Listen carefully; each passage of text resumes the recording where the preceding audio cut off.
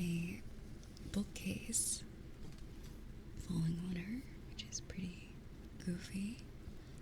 But yeah, that is what happened, and now she's trying to find books in this other world that doesn't really have books commonly around unless you're a noble. If you're a noble, then you can read. If you're not, then good luck.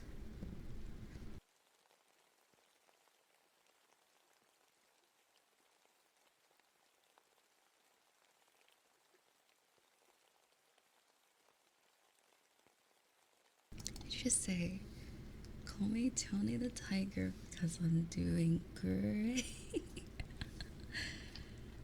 um, but yeah, that is the synopsis, I guess. There's a little bit more to it, but it doesn't really. I guess we gotta read. So that's the gist of it. She's adjusting to being reincarnated. Lots of fun. Would not recommend. Um.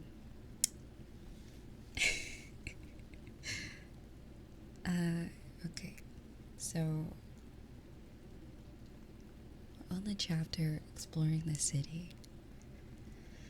Yesterday, I cried and cried and cried. My parents got mad at me for dropping their comforter on the ground. And dinner time came, but I just kept crying without reacting that much. When the morning came, I had cried so much that my eyes were dry and puffy. My head pounded with pain. But my fever had gone down, and I didn't feel nearly as sluggish. Plus, I felt a lot better in general since I had cried my heart out. Though my family was basically had no idea how to treat me at breakfast. Looks like your fever has gone down. Mom touched my forehead with a hand that was cold from having just washed dishes. Oops. Let's see, can I make the font a little bit bigger and the space alignment a little bit? Oh right, timer. I think we can go without the timer this time. I don't know. I don't want anyone's contributions towards me to go to waste. So we will add the timer. Same, where did it label yesterday?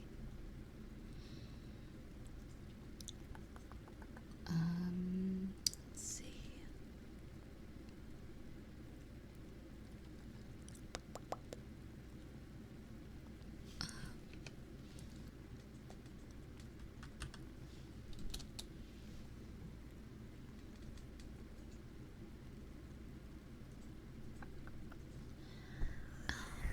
I forgot what I was gonna say before.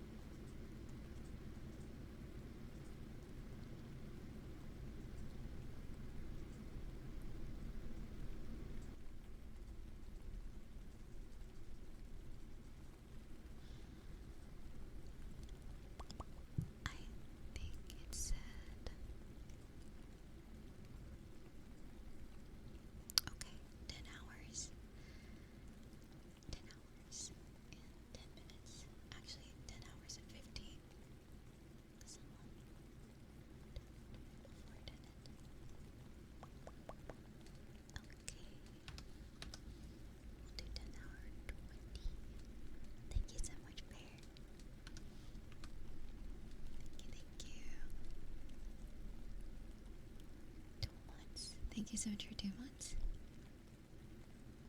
It has been a little bit of time since I started the secondary journey. Okay. Let's see here.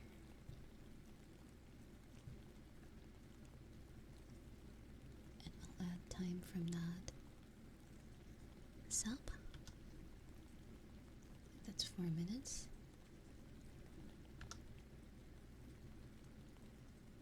So I'll add 2 more as well. Thank you.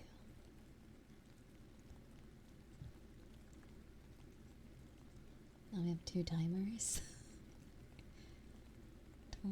Definitely not confusing. One's the time, one's the timer. Okay. So where did I leave off? Right, so last chapter everyone left the house. She tried to get out of the room by getting a mattress and something else to stand on to open the door and try to get out, to get to the city, to try to find books to read. So that is what she was doing. Very smart, but poor execution because she's ill. So it doesn't really work out that way.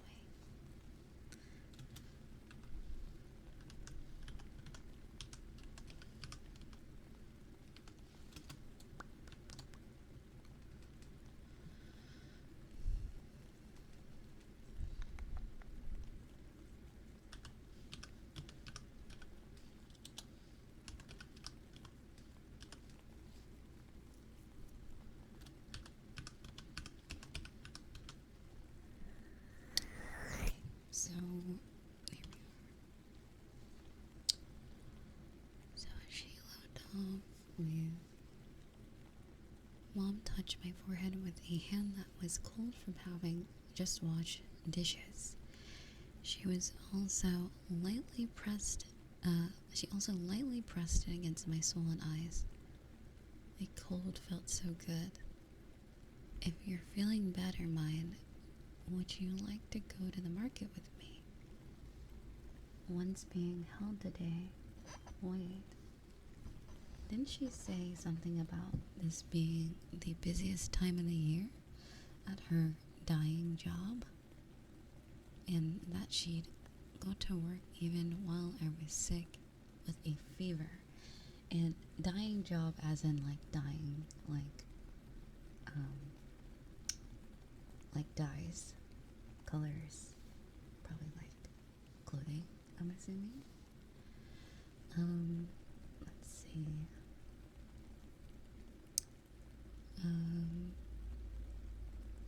Wait, didn't she say something about this being the busiest time of the year at her dying job? That she had to go to work even while I was sick with a fever.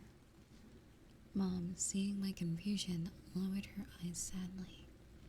It's been so long since Tuli had a chance to go outside instead of taking care of you. Wait, why is it not letting me? Okay, there we go.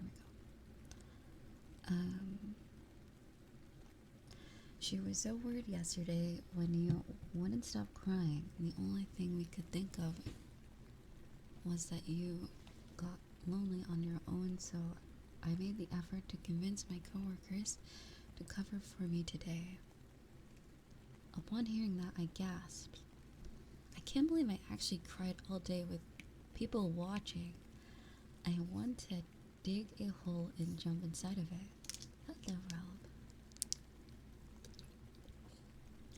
Not much was worse than calming down and realizing how hard you embarrassed yourself the day before. Sorry. You don't need to apologize, mine. We all feel weak-hearted when we're sick. Mom rubbed my head gently, consoling me, but the kinder kinder?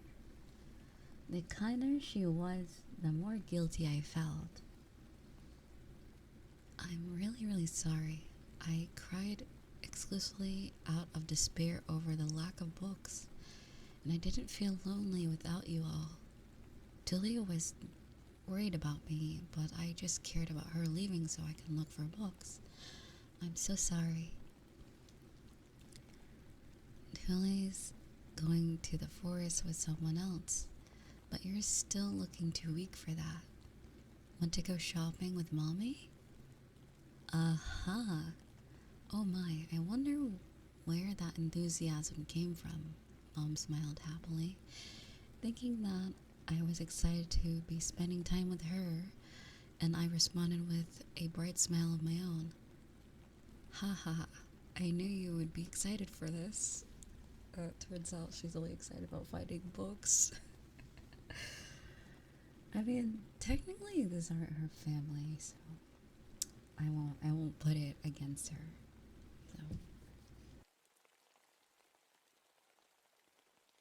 So technically, actually, okay, so Mom looks so happy that I didn't go out of my way to correct her. My enthusiasm had just shot through the roof since I was excited about potentially finding a book outside. Book outside. I would go shopping with her and have her buy me a book. I didn't need a thick book in particular. Anything that I could use to learn this world's writing system would be enough. Honestly, I'd be fine with a workbook aimed at children. If the book was too much, I'd settle for a chart of this world's alphabet or whatever. I'm sure if I say I won't be lonely if I have a book, I'll stay at home all alone every day. In really cute voice, she'll buy me a picture book or two for her sick little daughter. That's her expression. I can't wait. Wow, mine's learning how to manipulate. Wow, fantastic. Good for her.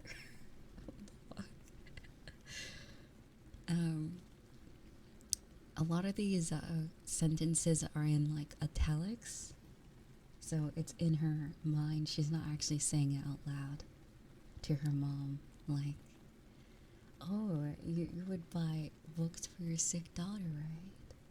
She's kind of saying it in her head. Okay, Mom, I'll be back later. Tilly peered into the bedroom with a full smile. Since Mom was staying home, she didn't have to babysit me all day. Stay with the other kids, okay? Be careful. Okay. Tilly strapped a large basket onto her back and skipped out of the house. It seemed like she was going out to play and have fun, but she was actually helping out the family in the crucial way. Collecting firewood. She would also grab nuts, mushrooms, and other stuff while she was at it. Whether or not we had a good, cheap meals each day, depended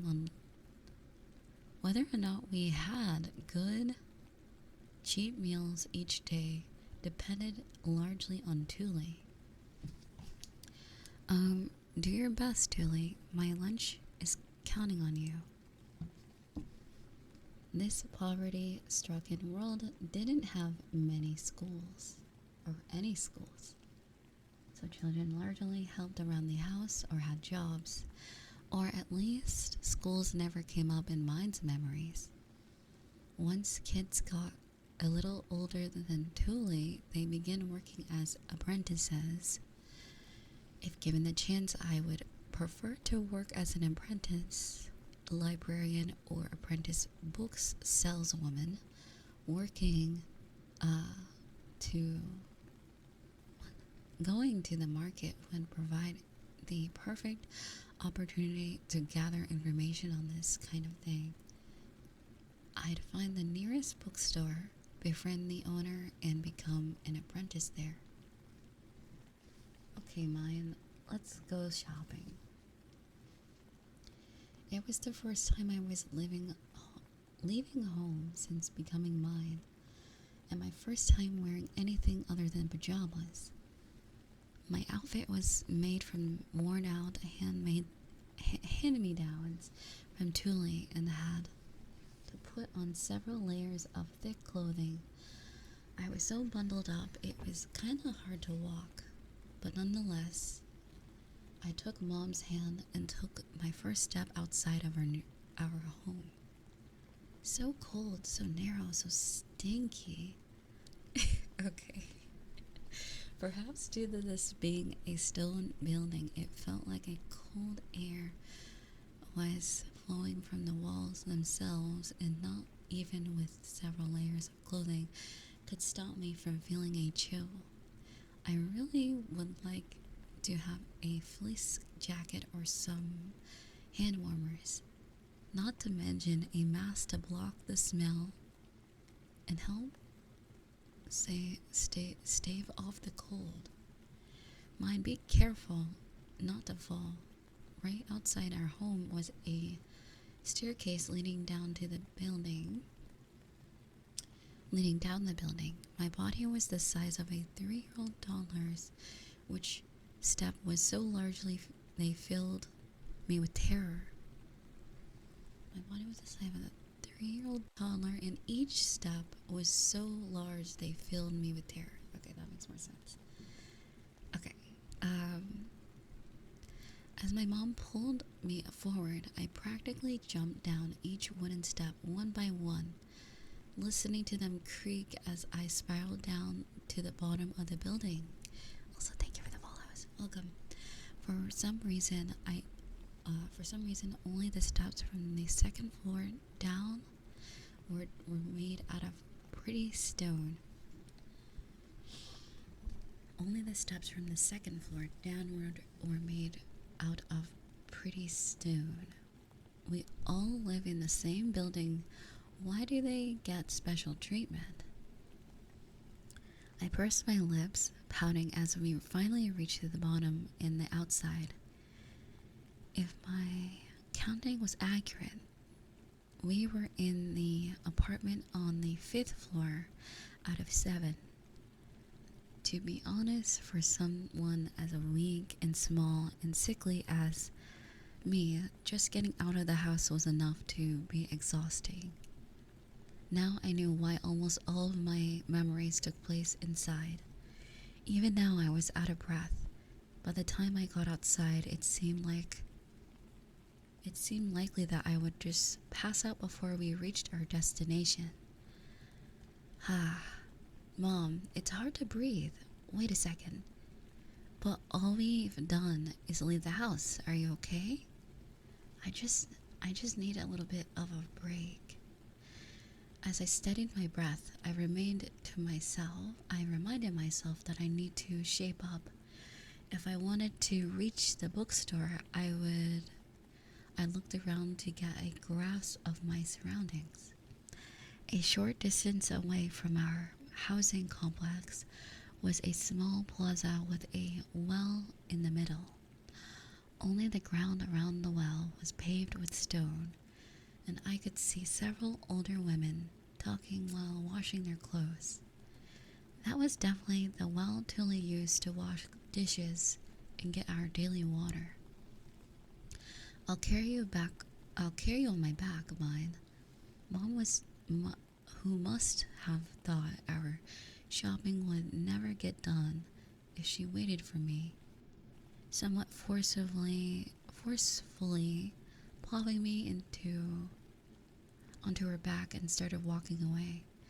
I couldn't remember this myself, but judging by how she had something like a baby carrier on her back, she was probably used to carrying mine around. The plaza with the well was surrounded by tall apartment-like housing complexes on all 4 sides, with just one path leading to the outside. After passing through the narrow, dark alleyway, we were emerging into a large road. Wow, this looks exactly like one of those old European CDs I've seen photos of. An unfamiliar scene spread out before me, with the carts pulled by horses and donkey-like creatures passing each other by on a wide cobblestone dotted cobblestone road dotted on either side by stores. Does that make sense? On wide cobblestone road dotted on either side by stores. I spun around, looking everywhere like a tourist in my quest to find a bookstore. Mom, which store are we going to? What are you saying, mine? We're going to the market. We almost never go to any stores. According to Mom, most of the stores near ground level sold products for relatively rich individuals and had little that poor commoners like us could buy. We bought the majority of our daily goods. We bought the majority of our daily goods at the actual marketplace. In other words, a bookstore is probably the ground floor store just like these. I looked around for the bookstore while Mom walked and soon saw an especially large building that would serve as a solid landmark. It was made of white stone and despite its simple design, there was a sort of majesty to it that made it stand out. Is that a castle? No, that's a temple. You'll be going there to be baptized when you turn 7. Ah, a temple. It sounds like a religion is enforced here, which sucks. I'll try to avoid that place as much as possible. Also, thank you so much for the raid. Hello, welcome. And thank you for the follow. Hope you're doing well. Hope your stream is good.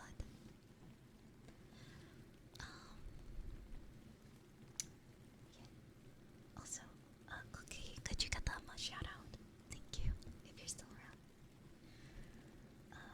Okay, so religion, temple. My instincts and knowledge from my past life made me want to keep my distance from religion. But I didn't know if this world would be too kind to an atheist, so I kept my mouth shut and looked at the walls surrounding the temple. Mom, what are those walls? Those are castle ramparts. Inside is the castle where our Lord lives, and the mansions where nobles live. Well, in the end, nothing behind those walls has much to do with you and me. The tall stone walls looked more like a gate to a prison than the grounds where royalty lived. Within a castle, maybe it would look even more like a prison if the guards were ever on high alert and defending against something. The blank white walls continued on either side, and although it looked like they had been designed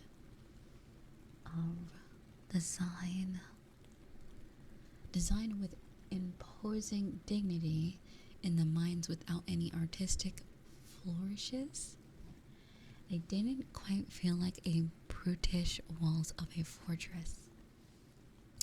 It felt like they had been built only for the purpose of separation and would be defenseless if ever attacked. They do look a little different from the European castles I've seen in historical films and stuff. Okay, Mom, what about those other walls? Those are the outer walls. They protect the city. You know, Gunther works as a guard at the southern gate, don't you? I knew from mine's memories that Dad worked as a soldier, but I didn't know that he guarded one of the gates to the city. I knew from mine's memories that Dad worked as a soldier, but I didn't know that he guarded one of the gates to the city. Oh, I just read the same thing. Whoops. There's a castle where the lord of these lands live. There's both outer and inner walls here. I guess it's safe to consider that this is a capital city. It doesn't seem like that big of a city, judging by the length of the walls and how many people are walking around, but I shouldn't think on the scale of Tokyo or Yokohama anymore. It would be a huge city in comparison to historical fortresses and cities I've read about in the past, in my past life. But in this world where it's normal to have green and blue hair, there are no guarantees that my Urano knowledge would remain accurate. It would be risky to settle on the idea of this being a large or small city before I learned more about the world.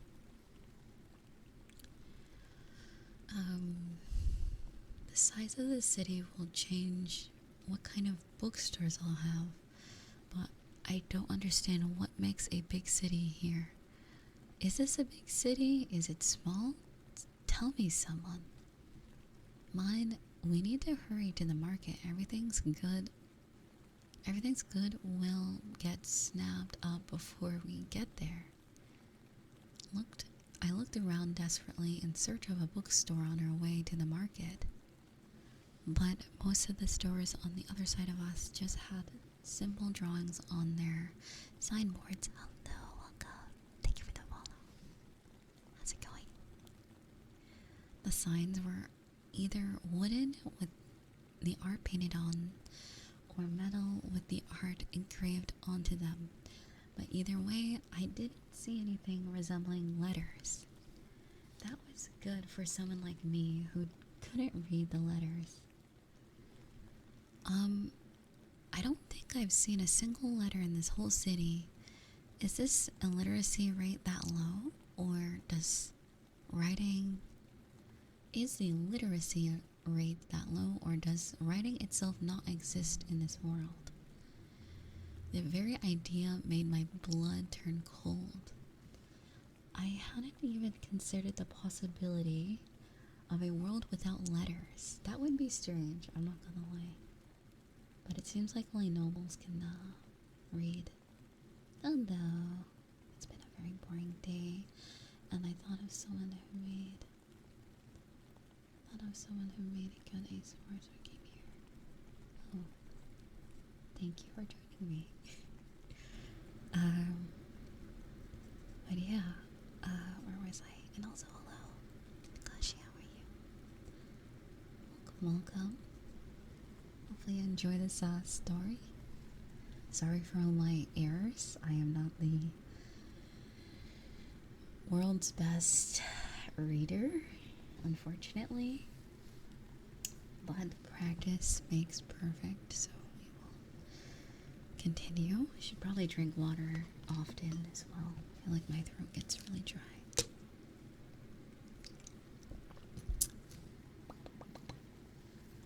Okay, so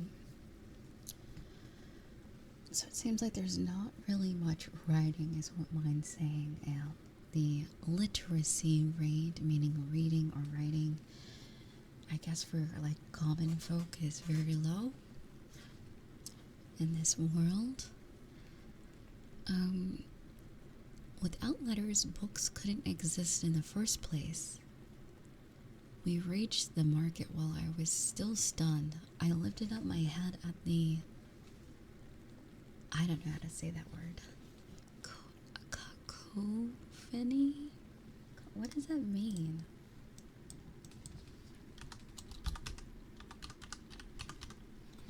A harsh, discordant mixture of sounds. Okay. Interesting. Learning. Alright.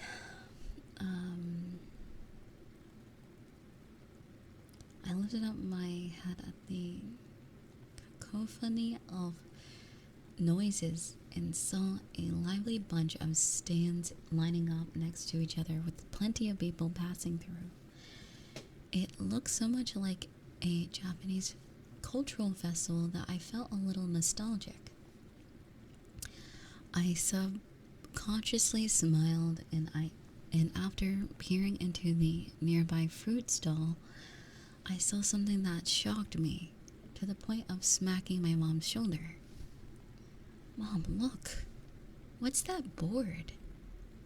A board with some symbols written on it was stuck into a fruit box, into a box with fruit in it. I couldn't read them, but at the very least, I can confirm that this world had letters or numbers or something. I was so starved for letters that the mere sight of such symbols was enough to make my face flush with excitement.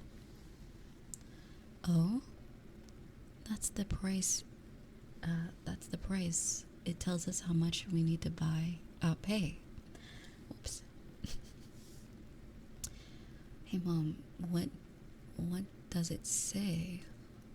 Mom looked surprised at how excited I was getting, but I didn't care about that. I had her read out the numbers on each board I saw, and I couldn't feel them start with what?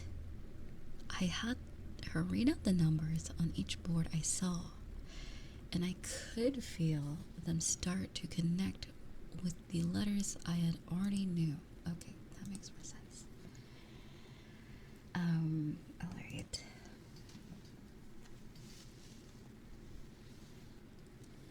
Okay, great. Keep it up. My precious synapse? What does this word mean? Synapses?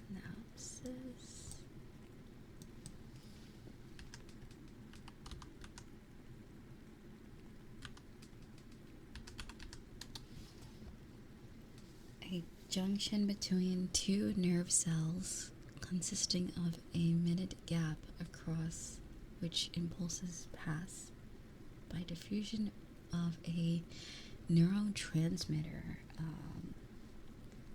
Okay. I don't know. Excuse me.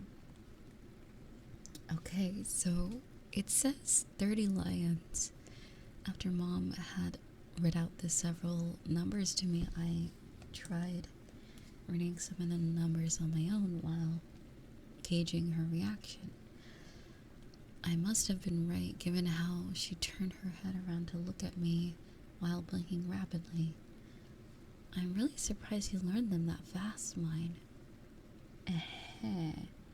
There were 10 distinct symbols for what seemed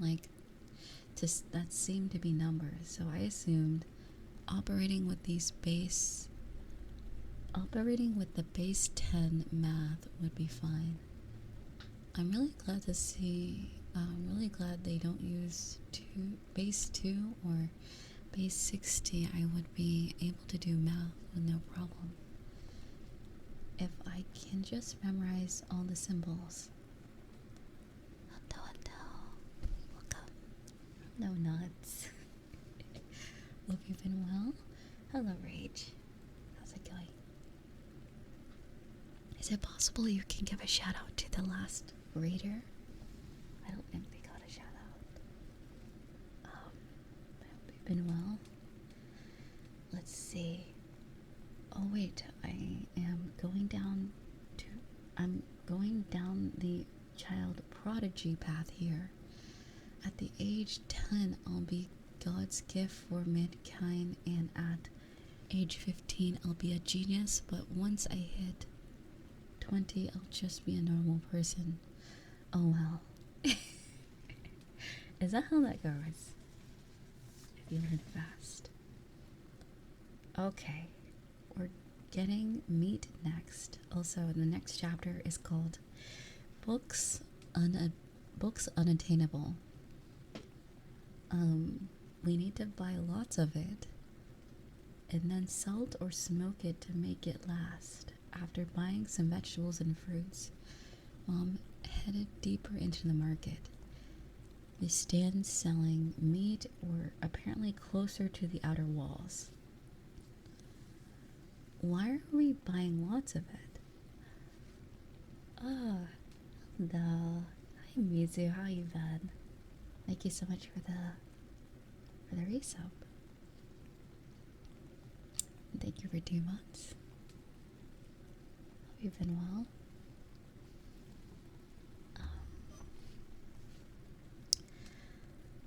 Let's see here. How is live? How is streaming? Let's see. Mom headed deeper into the market, and the stands selling meat were apparently closer to the outer walls. Why are we buying lots of it? We need to prepare for winter, don't we? It's late autumn, so all the farms are butchering most of their animals and leaving just enough to survive the winter. More meat is sold now than any time in the year. Plus, animals tend to pack on weight in preparation for hibernating. Tasty, fatty meat is a lot easier to get right now. Does that mean that the market goes away during the winter? Isn't that obvious? There's hardly any crops you can farm in the winter. The snow is terrible too, so barely any markets are held during the winter. It was obvious now, but I hadn't thought about it that, oh yeah, we don't have that command on this channel. What was I saying? It was obvious now, but I hadn't thought about it at all. Even in Japan, back in the time before home greenhouses. What? Home greenhouses? Like, oh, greenhouses. Okay, sorry, my brain was slow. Home greenhouses became popular. Fruits and vegetables were seasonal and would disappear from stores' shelves until they were put back on the market later. In an age before freezers and refrigerators, it made it possible to store food in a fresh state. People had to make non-perishable food in their own homes. So basically, in this world, it's natural to buy and cure food. To be honest, I didn't really see myself being that helpful with any of that. I'm really glad it was reincarnated as a little girl that wouldn't get yelled out for not being a help around the house. It stinks. The foul air got worse the closer we got to the meat stands. I had to hold my nose to bear it, but my mom kept walking forward without batting an eye. Hello. Hi, Shika. How are you? Hello, Wonder. How's it going? Yeah, I would imagine it would smell interesting. Stinky. But anyway, I could hardly believe it. The smell was so bad, not even holding my nose was enough. It snuck through my mouth and hit me so hard tears formed in my eyes. And yet, she didn't seem bothered by it at all. She's a bit of a crybaby, I think. Can't be that bad. Has meat always smelled like this bad? I've got a bad feeling about this. We have reached the meat stands, and strips of bacon and ham were hanging from the top. Plus, completely unrecognizable animal corpses that had obviously just had their skin peeled off. Oh my. So she says there's ham and bacon, so there's pigs there, but she doesn't recognize any of the other animals. I cannot speak today. Within the stands were dead animals hanging off hooks, being drained of blood, and beneath them were wide-eyed rabbits and birds. I'm not saying this. What does this say? Okay, this is a sound of someone yelling. I am not making that noise. I may have seen pictures of skinned animals before, but all the meat I ever saw in real life had always been pre-sliced and put in packs. The meat stands out of this world were far too shocking for me. Goosebumps rose across my skin and tears dripped out of my eyes. I wanted to shut my eyes to block it all out, but my eyes remained locked open, as if I had forgotten how to close them. Mine. Mom shook me a little, spanking my rear end. Oh my. But a second later, I saw a pig squealing in fear as the butcher prepared to chop it up. A crowd of grinning people surrounded it, eagerly awaiting the moment of its death. Oh, I let out a small cry. Alright, before the pig's last moments passed out on my mother's back. Something flowed into my mouth. It was a liquid that smelled so strongly of alcohol I wanted to gag.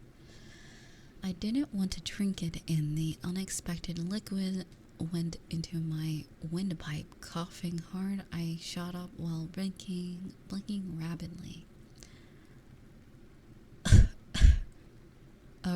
Was that alcohol? Who in the world would give a innocent little girl strong alcohol like that? What'll you do if acute alcohol poisoning? What did you do if I get acute alcohol poisoning? I opened my eyes wide and saw my mom holding, let's see, what looked like a wine bottle. Mine, are you awake? Thank goodness. The stimulant really did work. Yes, stimulant. Yes, this is Isekai ASMR. We're reading Ascendance of a Bookworm. Yes. Yelling is... I don't want to do the automatopoeias in this story. They're very dramatic. Very, very dramatic. Okay. Also, Skull, thank you so much for this help. Thank you. How's it going? There'll be new emotes soon. I'm working on them. Where did I leave off? Oh, the stimulant really did work. Mom was holding me with a relieved look. Oh, wait. So she said mom with a question mark. Whoops. Okay. Mom? She was holding me with a really relieved look on her face. So I couldn't just say it out loud, but allow me to rant a little on the side. Stimulant or not, why the heck would you ever give a child alcohol that strong? And I mean, a weak little girl that's always sick and just recovered from a bad fever that nearly killed her too? Okay, mine. Now that you're awake, let's go buy some meat. What? I shook my head on instinct. What I had just seen was already burned into my retinas. It was so horrible, I'd probably have nightmares about it. And just thinking about it gave me goosebumps. I never wanted to go there again. I kind of still feel sick. Can I stay here? You can go on ahead. Mom. What? But Mom frowned her brows.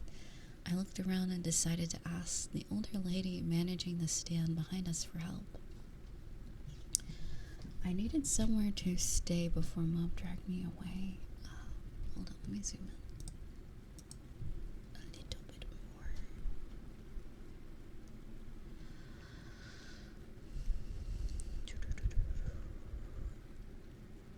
Okay, I found where I left off. Okay. I looked around, decided to ask the older lady managing the stand behind us to help. I needed somewhere to stay before Mom dragged me away. Ma'am, can I please stay here for a little bit? I'll be still and I won't get in your way. You sure are a polite little girl, aren't you? Your mother bought some alcohol for me, so I don't mind. Miss, go ahead and finish your shopping. You don't want to pull your sick child around and make her pass out again, do you? The alcohol-selling lady who had seemingly sold Mom that stimulant cackled to herself and easily accepted my request.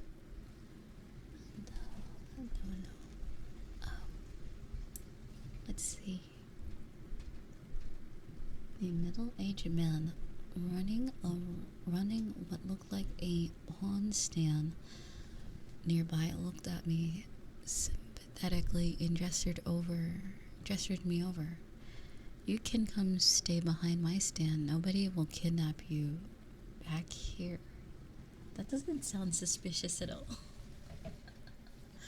What? Okay. I went behind his stand and sat on the ground without hesitation. The strong alcohol from before was stirring around in my body. It'd be dangerous for me to walk around in that state. I'll be right back, mine. Don't you go anywhere, okay? Excuse me. Okay. As Mom hurried off to finish her shopping, I stayed sitting down and lazily stared at the wares of the two stands. This was apparently the season where she got new shipments of fruit wine, so customer after customer walked up to buy small barrels of it from her. On the other hand, not many people stopped by the pawn stand. I wonder what people even pawn in this world. I took a look at the wares surrounding me and didn't recognize what more than half of them were used for. I pointed at the stuff lined in front of me and asked the older man what one of them was. Mister, what's this? You haven't used one before? It's something you use when weaving cloth. And this is a trap using for hunting. And the older man seemed a little bored from the lack of customers, so he gave me explanations for everything I pointed at. Almost everything considered normal for daily life in the city was something I didn't recognize. Even when searching through Mine's memories, I found that she hadn't been familiar with any of them, either maybe due to lack of interest. I looked at his line of products and letting out odd murmurs at the various purposes, and eventually reaching the corner of his stand where I found a thick and heavy stack of papers, bound tightly just like a book. The binding was masterfully done, with gold carvings pressed into it. Each corner of the cover, it was about 40 centimeters tall and looked exactly like something I would have seen in a glass case back in the libraries I used to go to. A book? Wait, isn't that a book? The moment I realized the bound papers were actually a book, the world around me lit up in pink. My heart brightened and I felt as if the dark clouds that surrounded me for days had finally been swept away. Mister, what is this? Oh, that's a book. Yes, finally I found one. Here's a book. It's just one, but it's here. In the midst of my despairing over whether or not books even existed in this world, I had finally found one. I looked at the bound paper while trembling with emotion. It was a fairly large and heavy-looking book with rich decoration. I wouldn't be able to carry it with my weak, sickly arms. Plus, it definitely looked expensive. And I knew for sure my mom wouldn't buy it no matter how hard I begged. But if books existed at all, that meant for sure that there would be a smaller, easier to carry books out there. Also, thank you for the follows. Welcome. I spun around and began interrogating the older man with clear desperation. Mister, do you know where they sell books? What, like in a store? There aren't any stores for books. The older man looked at me, baffled at the mere idea. My excitement immediately plummeted.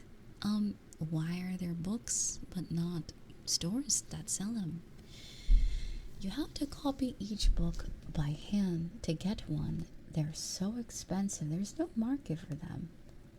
Even that book is just something a noble pawn to pay back a debt.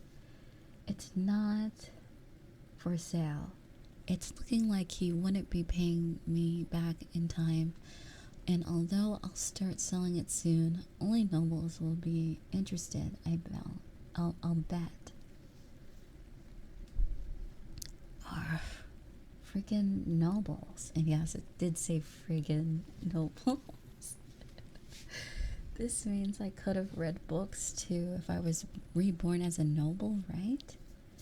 Why'd you make me a commoner, God?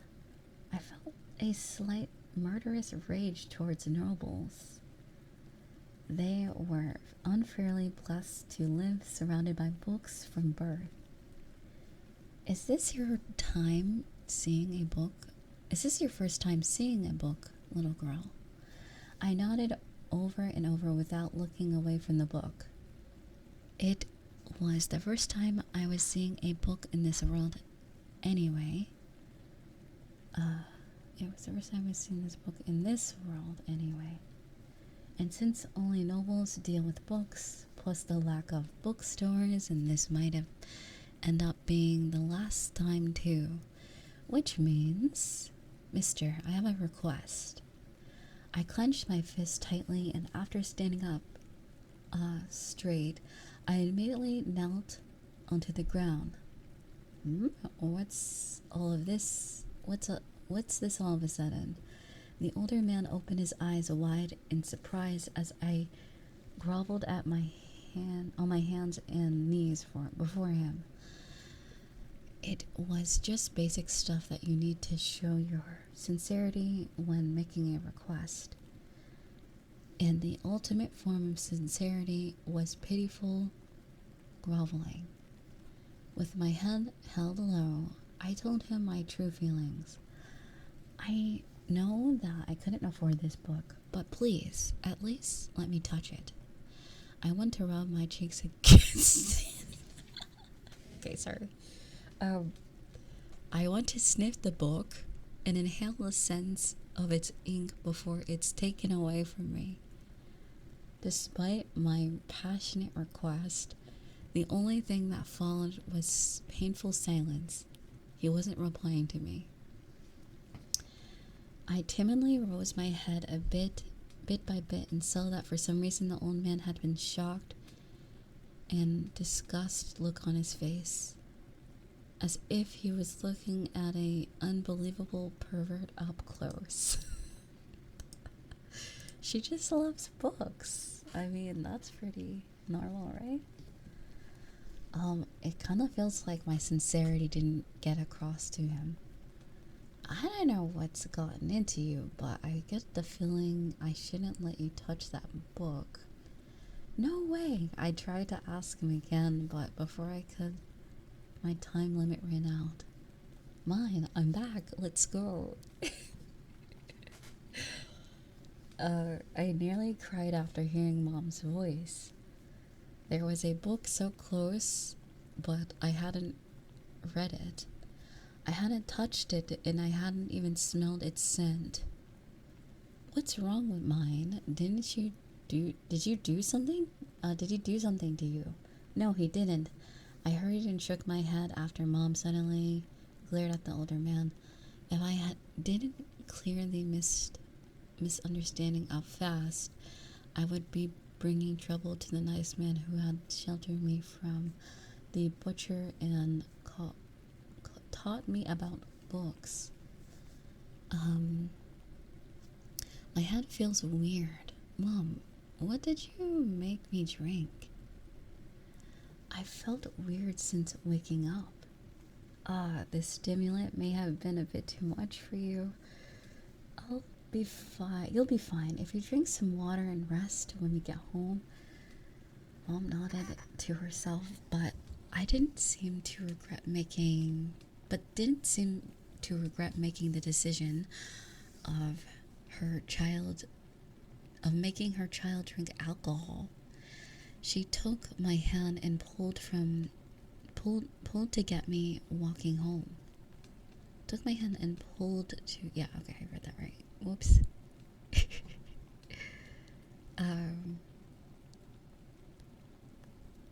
Let's see.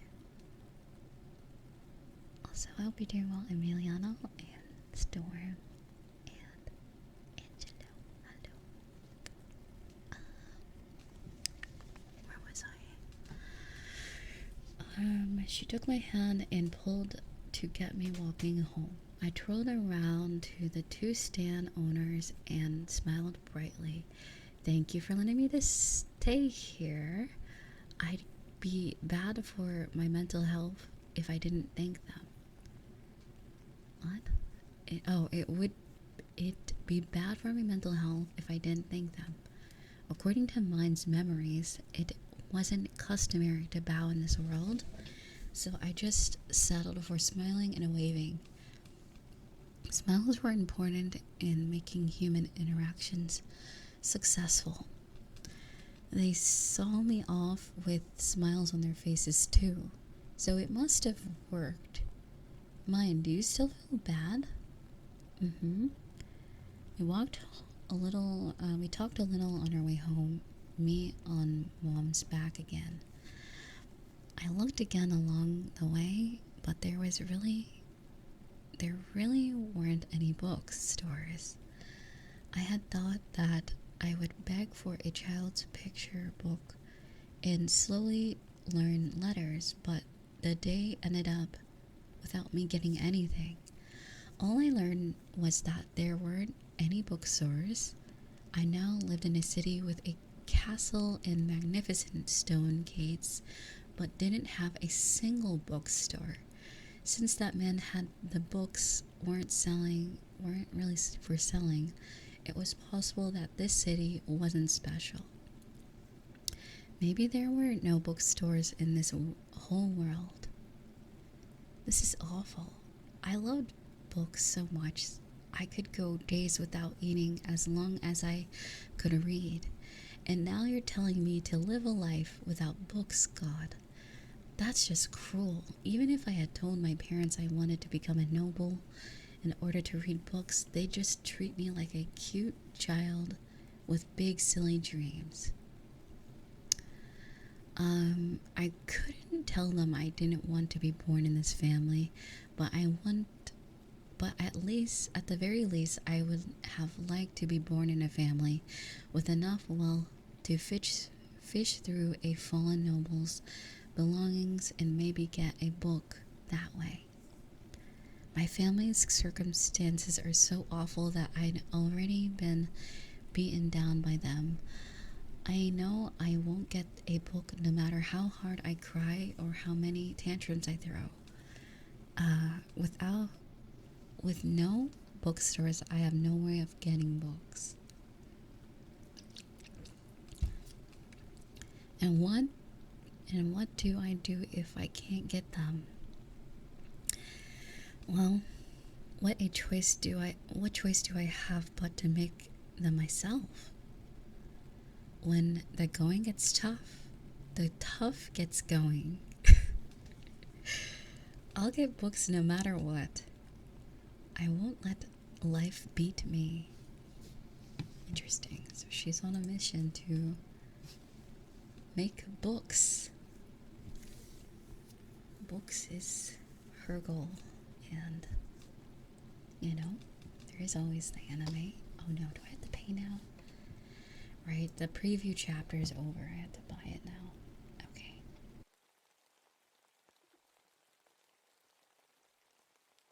Give me a second to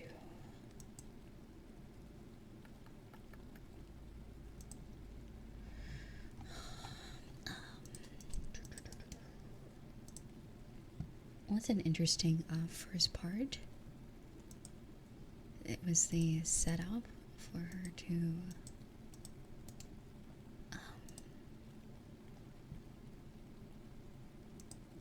what's it called? Get into bookmaking, hopefully. Let's see. So if I subscribe, I think I'll be able to read this. How much is it? Read any ongoing translations week by week before they are published. Includes everything from the regular subscription, even bigger coin discount. Oh, okay. Basically $4, $5. Alright. $4 to read, $5 to read books. Alright. The way to support the author. I don't want to pirate it. I don't think. Is it possible to even pirate a book? I don't think this book is well known enough to have a pirate of it. I don't know. Let's see.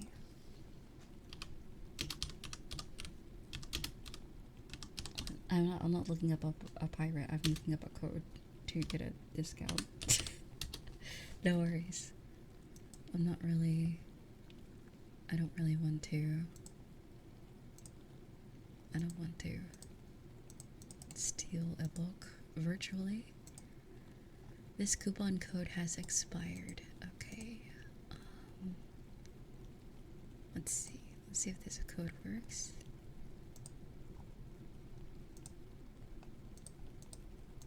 Let's see.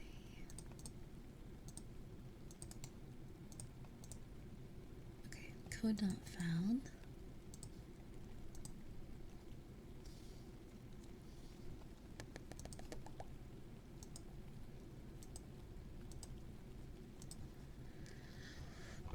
Alright, $5 won't hurt, I guess. I'll live. I'll live. It's fine. Okay.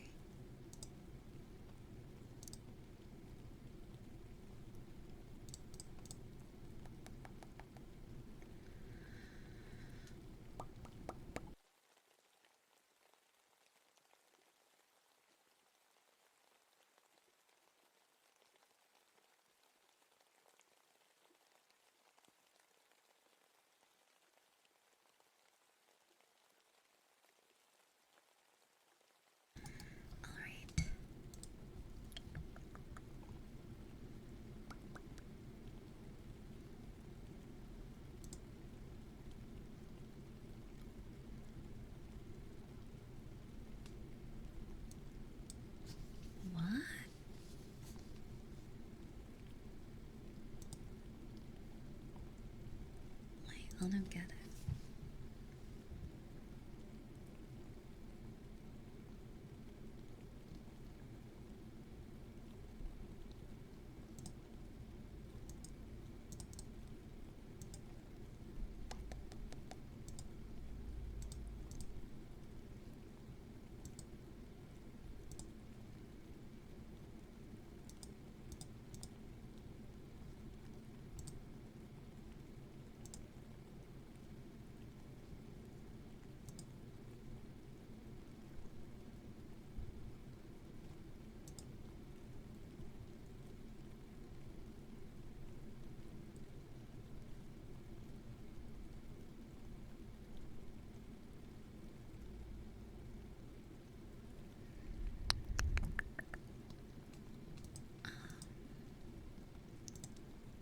see. This is where I get you. So not only did to get the membership, you have to buy. Okay. So how much is each chapter? Alright.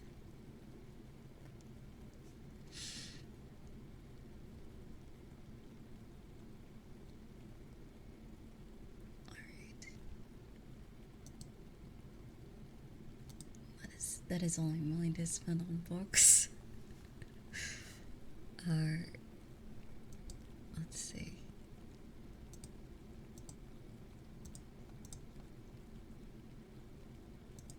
Love books though.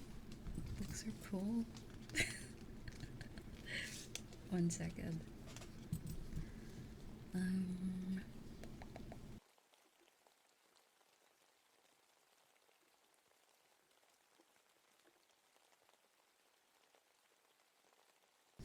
Alright, now I can read. Oh god. Oh, I put my phone on the 3D cord, sorry. I probably made like a static sound. Okay, after all of that, now I can return to the series. Okay, so I finished part 1.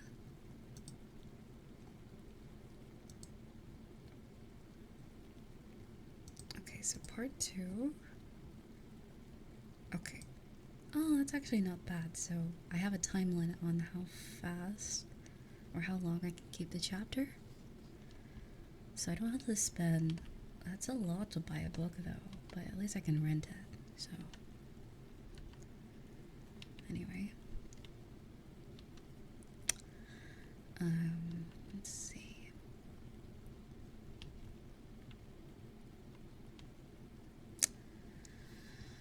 All right. Also, thank you for 2 months, Cookie. Thank you. Thank you. All right. Lifestyle overhaul is the next chapter. So I will change it on screen.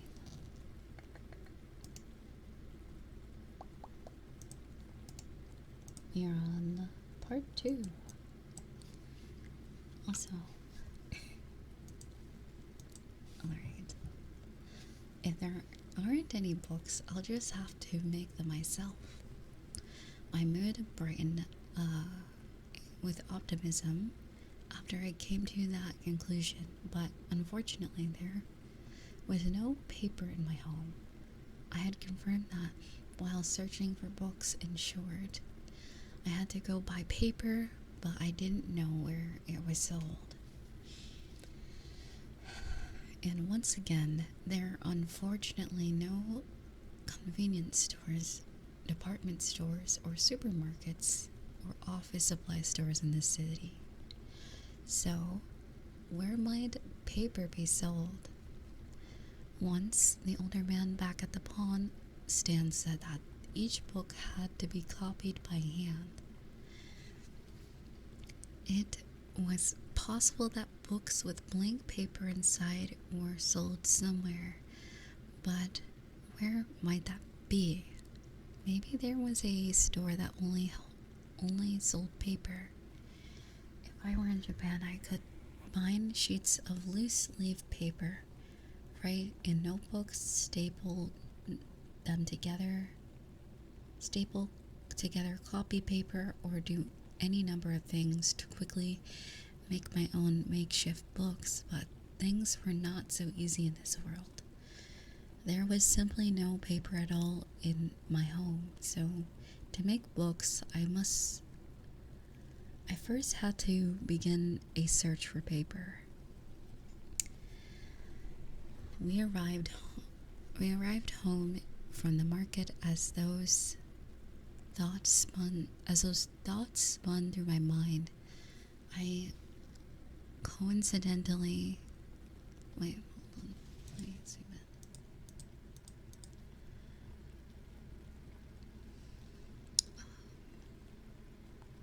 Okay.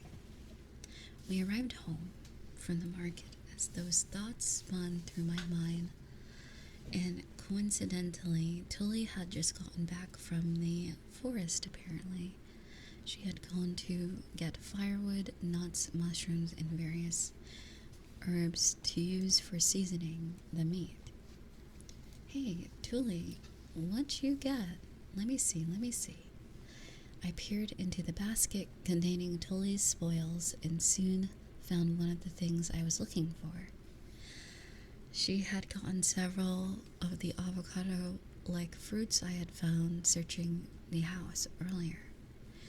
I saw Mom crushing it for oil, so I knew for sure I'd be able to get fruit oil from it. Is avocado a fruit? Let's see.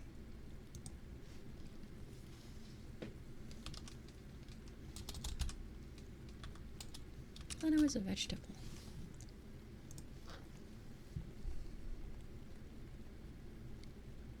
Oh, it is a fruit. Interesting. Alright. I love avocados. Alright. Where did I? Okay, wow. Can I have one of these? Tilly thought about my request for a second before saying, "You want a Meryl? Okay, you can have a couple." And giving me 2 of them. Thank you, Tilly. I rubbed my cheek against the Meryl while looking into the storage room to grab a hammer. I can make shampoo with this. Oh, wait, what? What the hell? The page turned on its own. What is it, like timing me? What the hell? How do they know how fast I read? I'm not done yet. Alright. Slam. The Meryl exploded with a heavy squish, spraying juices all over both me and Tuli, who had followed me to watch. Hey, mine, why'd you do that? Tuli, without even wiping the juices off her face, gave me a bright smile with cold eyes. I jerked a little in fear of her blatant anger. Uh-oh, this isn't good. Tuli looks really mad. Tuli, you see, well, I wanted oil, so that's not how you get oil from fruit. What's wrong with you? Jeez, I can't help that I don't know the proper method. The mind and my memories would always look away whenever Tuli tried to teach her. Everything she said ended up so distorted I couldn't understand it. Mine was apparently jealous to the point of frustration at Tuli, who was healthy, energetic, and capable of doing everything she couldn't. Also, thank you for the hydrate. So many of mine's memories were buried in her thoughts of no fair. It made me kind of not like her. Wow, imagine not liking yourself.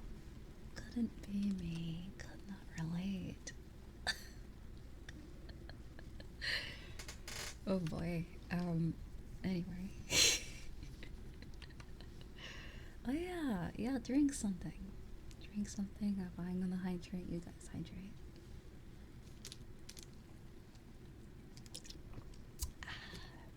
Get the hydration. Drink something.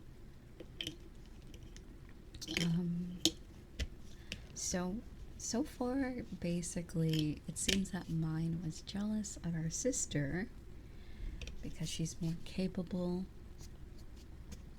and I guess Urino, who is now mine, is looking into the memories of the original mine and seeing that she was taught a lot of things, but she would look away or ignore, so it was kind of hard to understand. So that's interesting. She'll have to figure it out, I guess.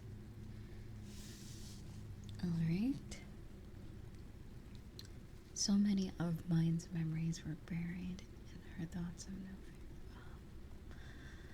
It made me kind of not like her. I mean, Tuli's such a nice older sister. She takes good care of me and teaches me what I did wrong even when she's mad. I started to clean it up, the exploded mural, while Tuli complained to me. But before I finished, Mom came back from the well and went red with anger after seeing what a mess the walls were. She doesn't she doesn't care about the floor no matter how dirty it gets, but she cares this much about the walls? I later learned that nobody really cared about dirt or soot, but fruit juice would eat into the wood of the walls and hurt them, which was a big deal. Um, After I finished cleaning, I looked between the crushed mural, Mom, and Tuli. I wanted oil as soon as possible, but I wasn't sure what? But I wasn't sure if I should ask Mom or Tuli for help. When in doubt, go for whoever's less angry. I stealthily whispered to Tuli, Tuli, how did you get that oil from the fruit? Will you teach me? Mom, can you teach mine? Despite my whispering, Tilly just let out a loud sigh and called out to Mom. Who knows what she'll do if you don't teach her? Go ahead, said Mom while pointing at the storage room. Really, I don't think I can be blamed for messing up things I was never taught to do. If mine's memories were better, I wouldn't make so many mistakes like this. I followed Tuli into the storage room so she could teach me. The tools for extracting oil were all there. The fruit's juices and the oil will seep into our table since it's wood, so you just can't crush it like that. You need to put this metal stand down first. Start by putting a cloth over it, then wrap the fruit in the cloth. If you don't, the oil will spray everywhere, but since most of a marrow can be eaten, we usually get the oil from the core after eating the rest. I'll teach you how to extract the oil after we get the seed out. I know why you only want to use the seed for oil. I know why you only want to use this seed for oil, but I don't know how much of it I'll need. I can't wait that long. I'll get the oil from the rest of the marrow too. With that declaration made, I wrapped the marrow in the cloth as instructed and started hitting it with the hammer on top of the metal stand. The hammer was so heavy I could barely lift it, but after some hard work, I felt the fruit gradually breaking apart. Wow, am I maybe amazing? Is this how it's done? I squeezed the cloth to get the oil out, twisting it with lots of enthusiasm. A dark stain spread through the cloth, but that was all.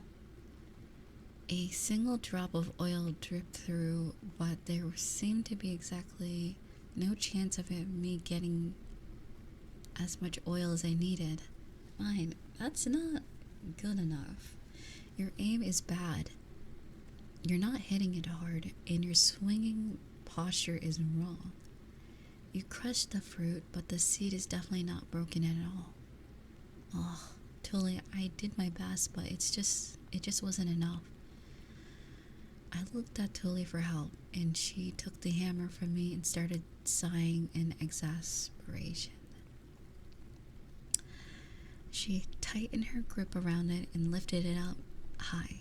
Slam, slam, with each heavy thud, the fruit and seed were crushed much faster and more thoroughly than when I hit them. Dad can use juicing weights to get a lot of oil without using a hammer, but they're too heavy for us. So we have to break up the fruit bit by bit like this. Apparently, growing boys became entrusted with work for adults once they became strong enough to use juicing weights. Once the seed is completely crushed, you can squeeze the cloth like this and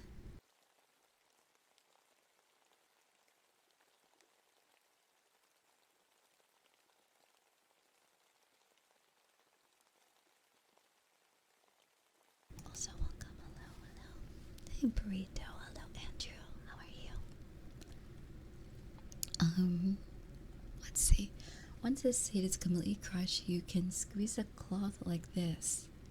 The cloth had only gotten damp for me, but once Julie started squeezing, the oil dripped steadily out of it into a small bowl below. I felt my respect for Julie grow three sizes as I watched the oil build up. Wow, you're amazing, thank you. Remember to clean up once you're done. Wine, come on, clean up. I mean, I don't know what you mean by clean up here. After seeing me kind of flounder in confusion, Tilly shook her head and started showing me how. She really does like taking care of people. I thought to myself while putting the tools away. Once I was done cleaning up, I peered into the bowl of thick white oil and inhaled deeply. The stronger scent, the better it would be for shampoo. Hey, Tuli, can I have some herbs too? Whatever smells the best. Just a little, okay? Okay. I think I need to take a break from reading. Jeez. Alright. We'll take a moment to let my throat have a break. Hello, Ben, how are you? And I'm doing pretty good. Pretty good.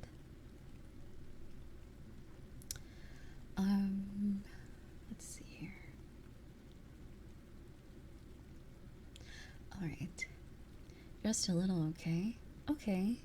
With Tully's permission, I took out some of the herbs from her basket and sniffed them one by one, picking the best ones and crushing them between my fingers over the bowl.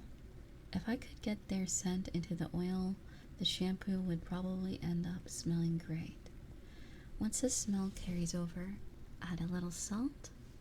I started to think about how best to make the shampoo when I noticed Tully suddenly take the bowl of oil and start carrying it over to where Mom was making dinner.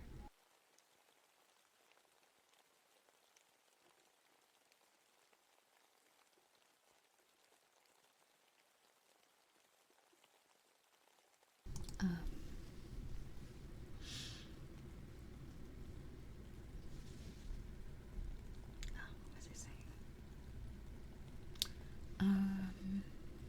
Tilly, no, don't. What are you doing? I hurriedly snatched the bowl of oil away from her and squatted down, holding it close to my stomach protectively. Tilly, seeing that and putting a hand on her hips, she was clearly angry. It'll be ruined if we don't eat it soon, right? The oil will taste nasty if too much of the herb smell gets in it. You can't eat this. I'm going to make shampoo with it. I won't let anyone eat it. No matter what Tully said, I had no intention of giving up my one shot at making shampoo. I had suffered with dirty hair for too long. Mine. Tully went out and gathered those herself. Don't be selfish. Mom got mad alongside of Tully, but I had gotten her permission for both for, for both the marrow and the herbs, so they were mine. They weren't hers anymore. They were mine. So much mine. Okay, I'm not being selfish. She gave them to me. I shook my head and prepared to defend my oil to the death. Hello, Battle. How are you? My head was so itchy I couldn't bear it any longer. And a way to make shampoo was right in front of me. Nothing would get behind it in me. As if sensing that I wasn't good, if I wasn't going to give it up no matter what, both of them sighed in exasperation and turned around. I inhaled deeply and in relief at having protected my oil and mixed a pinch of salt into it. With that, the shampoo substitute I had made with my old mom when she got addicted to natural living was complete. Well, can I have some hot water? I laid out a waterproof cloth, usually for use when bathing, and put the bowl of oil into it. Before bringing a bucket to Mom, I had been asking for some of the hot water she made with dinner each day, so she nodded and filled the bucket, which I then put on top of the waterproof cloth as well. I reached out, ready to start washing, but stopped at the last moment. I wouldn't be able to rinse my hair after rubbing this shampoo in like normal, since I had only one bucket. How should I do this? I guess I'll try diluting it first. My only choice was to dilute the shampoo until leaving some of it in my hair wouldn't be an issue. I haphazardly poured the completed faux shampoo into the bucket and stirred it up. Mine, what are you doing? Washing my hair? Tilly looked completely baffled, but given how I hadn't seen any of them use shampoo once since I got here, I could assume that shampooing one's hair wasn't really a thing in this world, and thus she wouldn't understand no matter what I said. Instead, I would just show her what I was doing. Show her what I am doing. Seeing is believing. Seeing is believing. Also, thank you for the follow. Hello. I pulled my hairpin out, dipped my hair into the bucket, and began cleaning. I rubbed my hair within the water and repeatedly splashed water onto my head so that it would get all the way to the roots of my hair. Then I began gently massaging my head. My hands were weak and my arms were short, which made it difficult. But even so, I repeated the motions until I was satisfied before squeezing my hair and wiping my head with a flimsy cloth that was a towel in name only. Let's see. There we go. After wiping my head several times to get such a After wiping my head several times to get as much shampoo off as possible, I ran a comb through my hair. My hair had gotten almost black with filth, but now it was closer to the original dark blue color. Wow, this is actually looking pretty good. I ran my fingers through my hair and sniffed. It smelled slightly of jasmine. My life recently had involved living in the midst of body odor reeking of sweat and mud. The mere act of smelling something other than my own stink made me a little happy. Mission success. What? Huh? Mine, your hair's all pretty and dark blue now. It's like the night sky. And your eyes are like moons. My eyes are gold or yellow then. Now, knowing the color of my eyes, I looked at Tuli's blue ones and briefly thought about hereditary genetics before deciding it would be fruitless to waste time. Mine, what is this? It's simple, all-in-one shampoo. Do you want to try it too? Wow, a rhyme. There's not enough for us both. I noticed Tuli's curious gaze and gestured her over to the bucket. We both slept in the same bed, and it'd be better if we were both clean. Plus, her pretty face was wasted underneath all that dirt.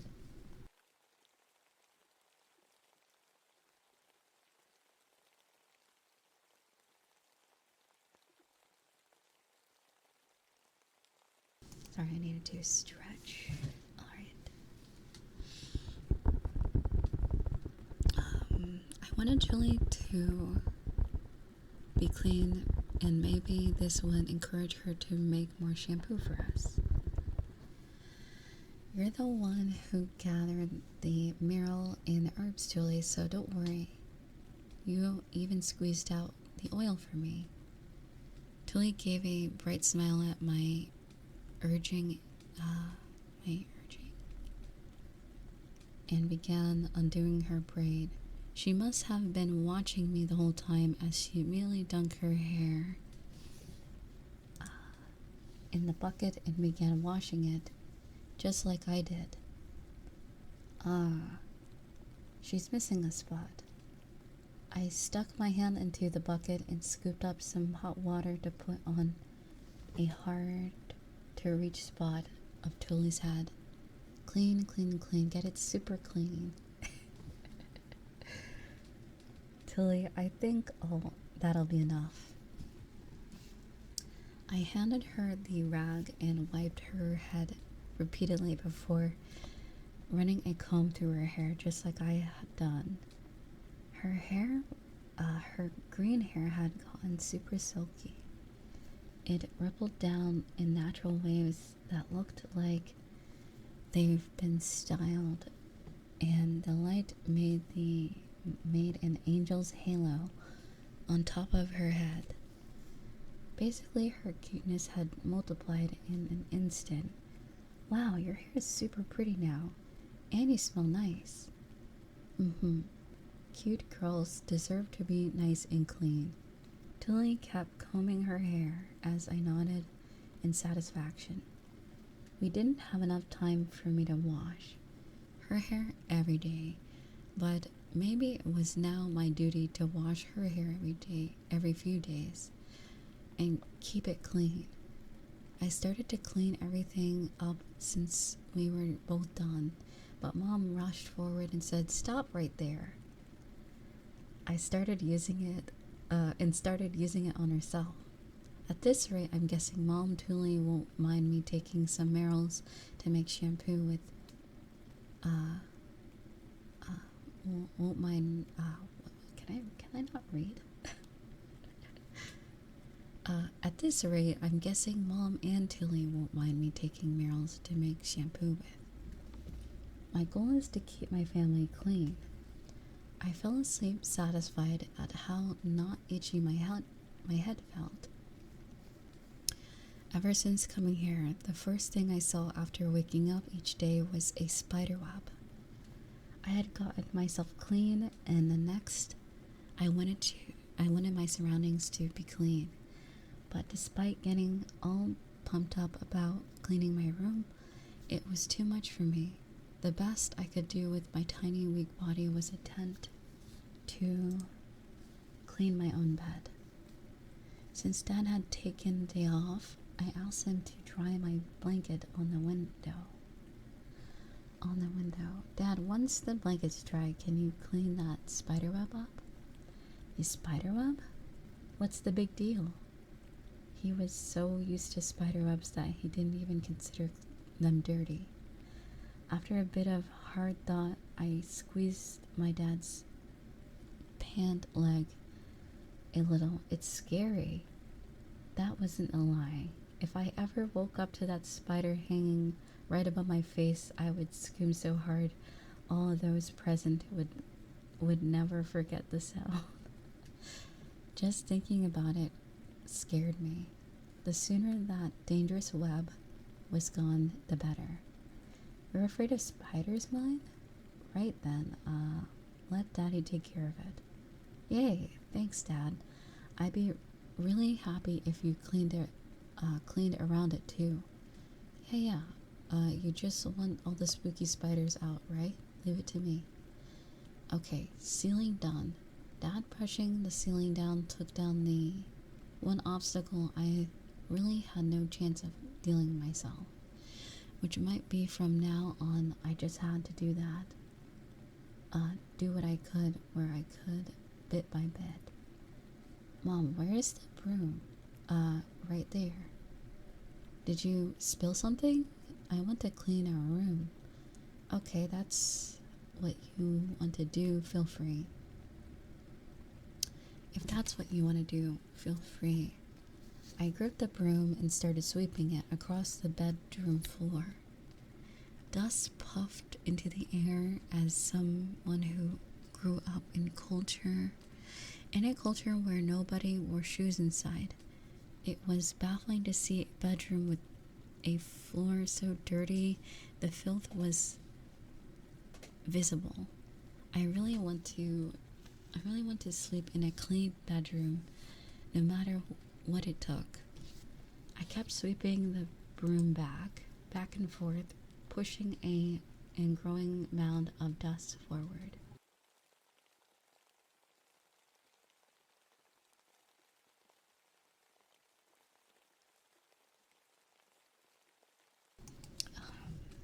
The sweeping itself wasn't a big issue, since our home barely had anything in it. I really need to get stronger. Just sweeping a little was enough to make my head feel dizzy. I gave up on cleaning for the moment and took a break. At this rate, who could say how long it would take until I could live in a clean home? Now, mine. Why clean the bedroom if you're going to leave a pile of filth by the kitchen? You need to sweep it out the front, mine. You look sick. Mom peered into the bedroom after seeing the pile of filth I had swept into the kitchen and sighed. She then put me into bed and took the blanket out of the window to cover me with. I appreciate the enthusiasm, but you need to rest now. If it's just going to get dirty again, why worry about cleaning it now? Hello, Rabble. How are you? Alright, let me drink some water. Mom, that's exactly why I need to clean it right now.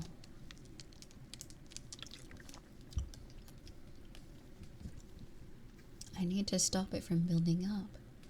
But despite my determination, my body just couldn't keep up. I was stuck lazily cleaning it up what little I could each day. I rolled to the side of my bed and touched my hair after it. Flowed down in front of my face. It flowed down in front of my face. Well, now that my hair is clean, I need to focus on finding paper. Hello, you. Let's see. Alright, we're on the next chapter. Neighborhood boys. Mom went to work, leaving Tuli and I alone at home. Naturally, that meant Tuli was the only source of information available to me. Tuli, do you know what or where paper is sold? Why'd you say mine? I said paper. Ah. Tuli tilted her head, braid shaking, in a gesture that felt very familiar. She was making the same expression that she did when my words ended up as Japanese and she didn't understand. I didn't know how to say paper in this place's language. Oh no. I should have asked the pawn stand guy what paper was. What paper is? Tuli, you don't know what paper is? Sorry, I don't. The word sounds kind of funny though. My shoulders slumped and I let out a heavy sigh. In truth, finding a store that sold paper for books wasn't my only problem. I didn't know where to get pens or pencils either. Judging from my home and the anachronistic state of the city? What does that mean? Up, Nebraska. How's work going? What is anachronistic? Okay.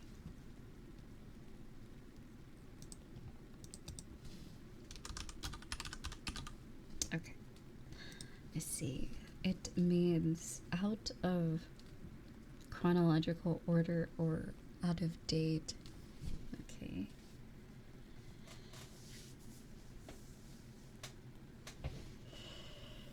Excuse me.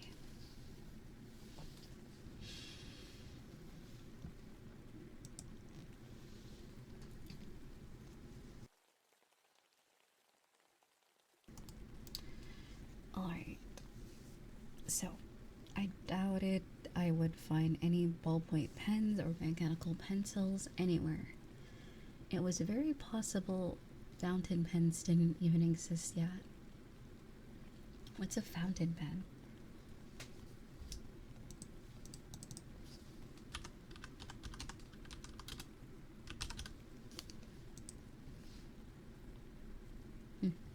Okay, I just looked it up.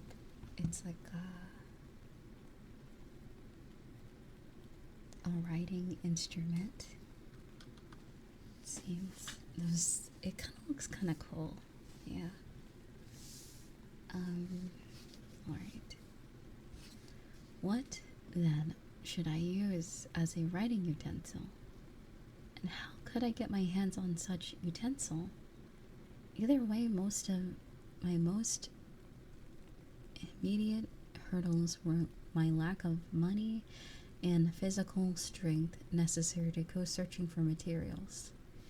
Things weren't going to be easy for me. I can't believe Dad forgot this. I heard Tully cry out from the kitchen and went to investigate. She was holding a wrapped up something.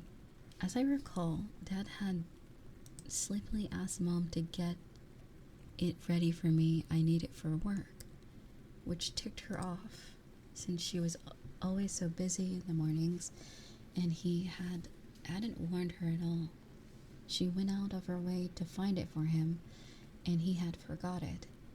My blood ran cold just thinking about how mad Mom would be if she found this out. Tilly, Mom's definitely going to get mad, right? Shouldn't you get this to Dad?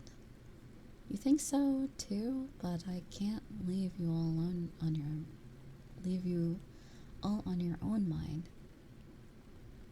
Leave me in my room to go clean dishes and I'll sneak out of the bedroom and start sobbing. What? What? What kind of sentence is that? Okay. Leave me in my room to go clean dishes. I'll sneak out of the bedroom and start sobbing. Go to the market with Mom and I'll pass out. My family's faith in me had hit rock bottom, and apparently Tully wouldn't even consider leaving me home alone. But Dad will get in trouble without this, wouldn't he? Mine, can you walk all the way to the gate? Tully decided to take me with her rather than leave me on my own. I was a little nervous considering what happened when I went to the market, but I was more scared of how mad Mom would be. I clenched my fist and bumped the air. So I clenched my fist and pumped the air to show my determination. Let's do this. Let's go then. I put on several layers of clothes, just like I had done when shopping with Mom. And I left with the bundled something. I like how they're not telling us what it is. The bundled something. Let's see. The layers of clothing weren't me trying to be fashionable. It was entirely an effort to stave off the cold. Incidentally, to list all the clothes I owned: 2 pairs of underwear, 2 wool dresses, a wool sweater, 2 woolen trouser-esque pants, and 2 woolen socks. When going outside, I wore all of them. Totally, this is so heavy, I can barely walk. But you need to wear all of them to cover up all the gaps. Who knows where wind will blow from? You'll get fevers really fast. Mine, so you need to wear everything you can. I had hoped that Tuli would be more forgiving than Mom was, but her strong sense of responsibility prevented her from letting me go outside without as warm of an outfit as possible. Without as warm an outfit as possible to keep me safe. I gave up and put everything on, but it really did make it hard to move. Tilly didn't put on nearly as much since she was healthy. Not to mention that she had a lot of stamina thanks to her frequent trips to the forest with the other kids and all the chores Mom gave her to do around the city. I lacked both stamina and speed. All I had was the weight of my clothes. Are you okay, mine? If we can take it slow, just like last time, I was out of breath by the time we reached the bottom of the stairs. That said, I continued to walk at my own pace. I just make things harder for Tuli if I force myself to go fast, and subsequently passed out. It was important that I slowly build up trust with her. Seriously though, it's really hard to walk on cobblestone. It was bumpy and all, and I'd fall right over if I didn't watch my feet. I took Tuli's hand and let her guide the way while I directed all of my attention to my feet. Huh? It's Tuli. What are you doing here? I lifted up my head after hearing a boy's voice sound out, a boy's voice sound out from somewhat far away. There were 3 boys racing up to us, carrying baskets alongside bows and arrows. Their hair formed a colorful rainbow of red, gold, and pink, respectively. It was kind of hard to look away from their heads. One second, I'm gonna try to make it a small page instead of, let's see.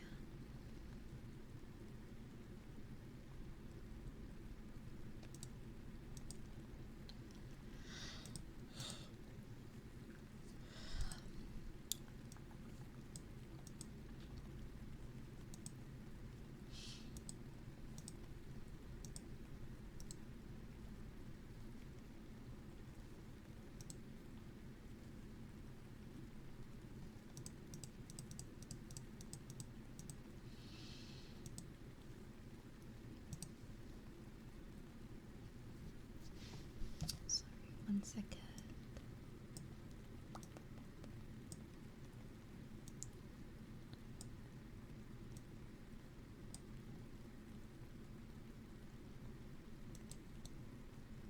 Wait a minute, I could just read this on my phone. I just realized. That's smart. Okay, but I have it to sign in. I don't know my login, I forgot. Alright. Okay, so let's see. So we're at the point where they were talking about the boy's hair.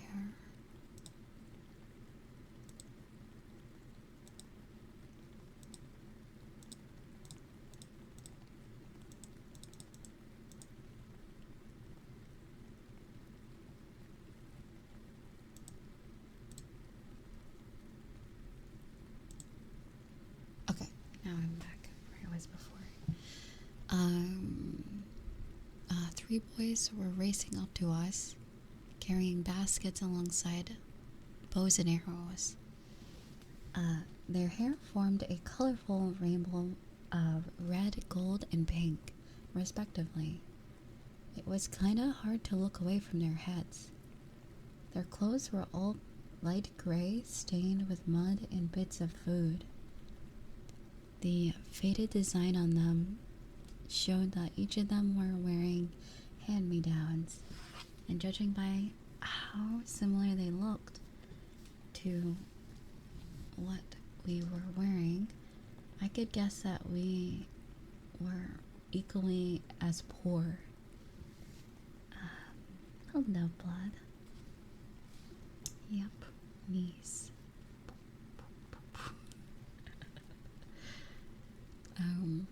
Let's see.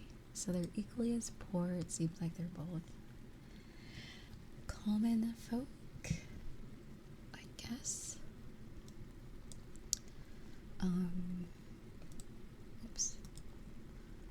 Oh, Ralph. Hey, Lutz. And Faye. Tilly seemed friendly enough, so mine might have spent some time with them in the past.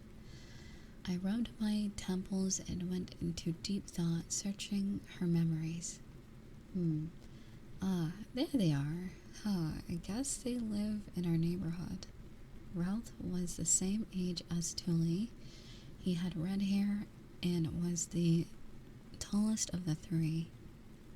He was something out of a leader to the other kids, many of whom viewed him as some sort of older brother. Faye was also as old as Tully.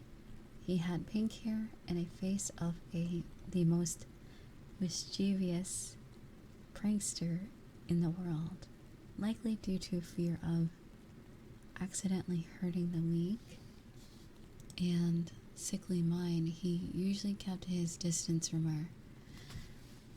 She didn't have many memories of him.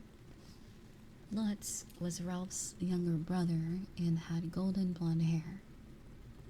We were the same age, and he usually tried to act like a tough older brother around mine, which I thought was super cute. Like a kid stretching to look taller. Hello. Thank you for the follow. And welcome. Tully generally went to the forest with them, and apparently they had brought mine along a few times. Those sparse memories were a lot more clear than the other ones. While I was digging through the memories, Tully was excitedly talking to Ralph. Dad forgot something, so we're taking it to the gate. Are you three going to the woods, Ralph? Yep, let's stick together till the gate. Tully's beaming smile as she talked to Ralph made it clear that taking care of me was a big burden on her, which made sense. Going to the forest with everyone was definitely more fun than babysitting me. Oh boy. I mean, hey. Gotta do what you gotta do.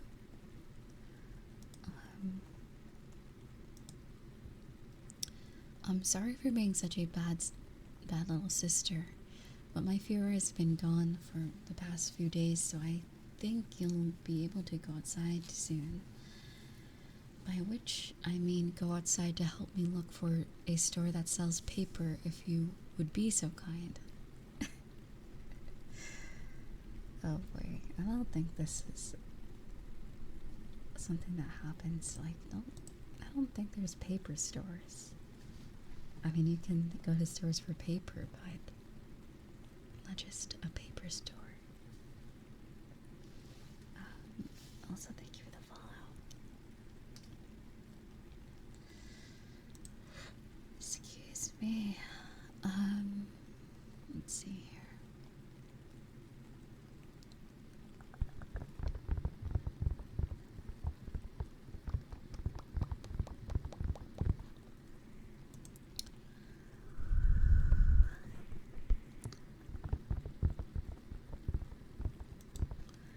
All right. So.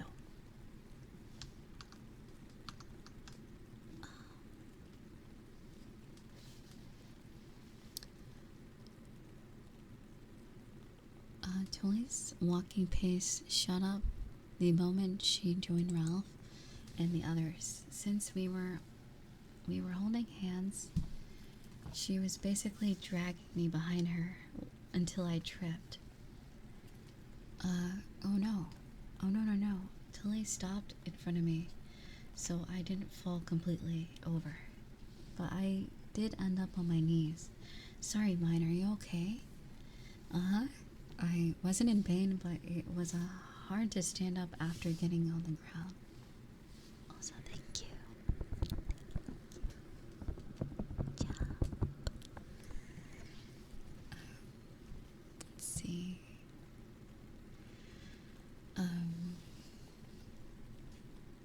Let's see. I wanted to just go ahead and take a nap. It's kind of hard to breathe. I thought before someone stuck a hand out. Hey, mine, do you want me to carry you? Lutz, you're such a good kid. I searched Mine's memories and saw that since Ralph and Faye always treated him like a kid, he tried acting like a tough older brother around Mine despite being the same age. He would carry her stuff, protect her, and whenever she ended up exhausted, and do all sorts of things that made him seem like a fine young gentleman with a bright future. Not to mention that I was more familiar with blonde hair than pink or green hair, so being around him was mentally calming in a way. Mine, you are sick again recently, aren't you? It must hurt. I'll carry you. I appreciate Lutz's good intentions, but although I was smaller than him, he was still my age. I'd feel bad making him carry me, and I was worried he might collapse under me. Also, thank you for the follow, though. Hey, Natsu. Let's see here. My internal debate over whether or not to accept was soon interrupted by Ralph sighing and taking off his stuff. We'll never get to the forest with Lutz carrying her. Here, Mine. I'll carry you. Let's take my bow. Faye can carry the basket. Ralph? Lutz glared at Ralph with a little frustration.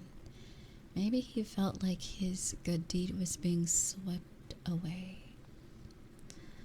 You're worried about me sooner than anyone, Lutz. You're really nice. Thank you.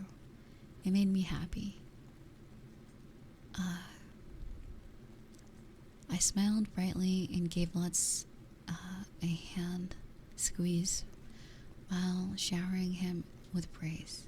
He seemed satisfied with that. Someone had recognized that what he had done, smiled a shy smile, and quietly took Ralph's bow. Alright, come here.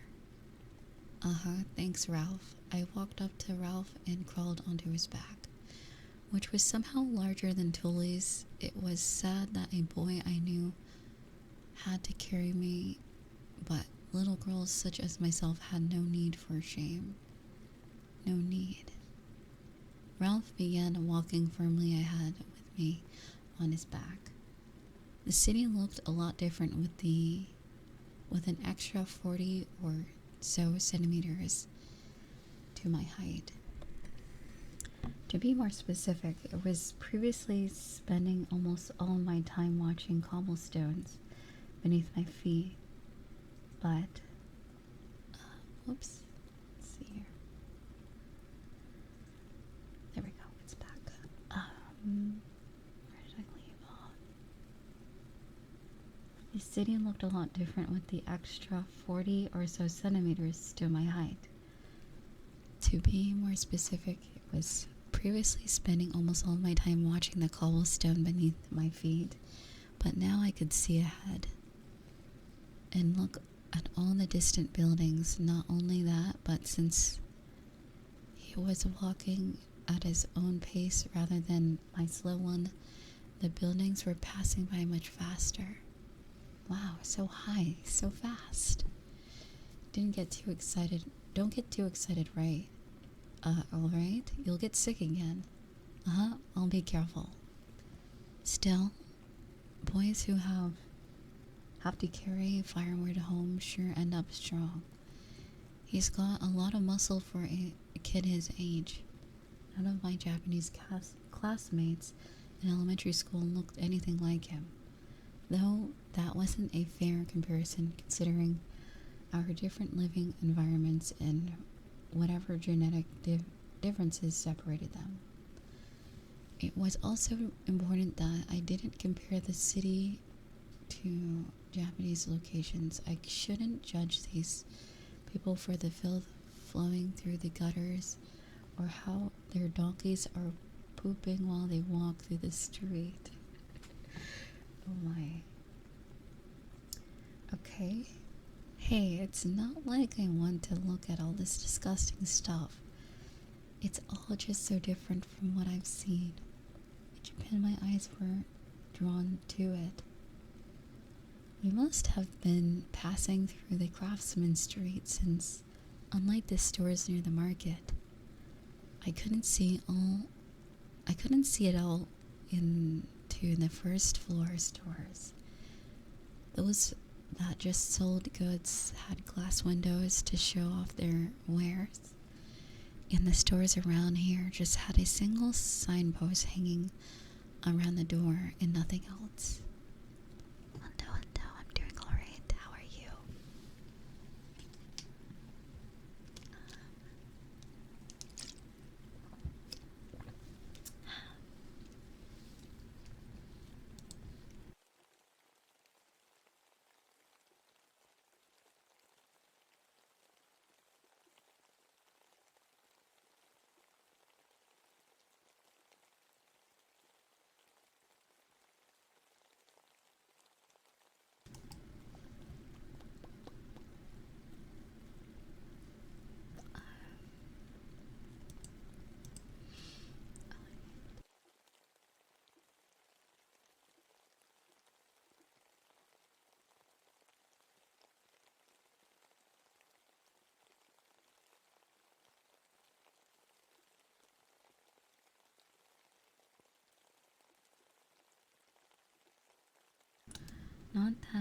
Not only that, but all the buildings look similar and were the same color.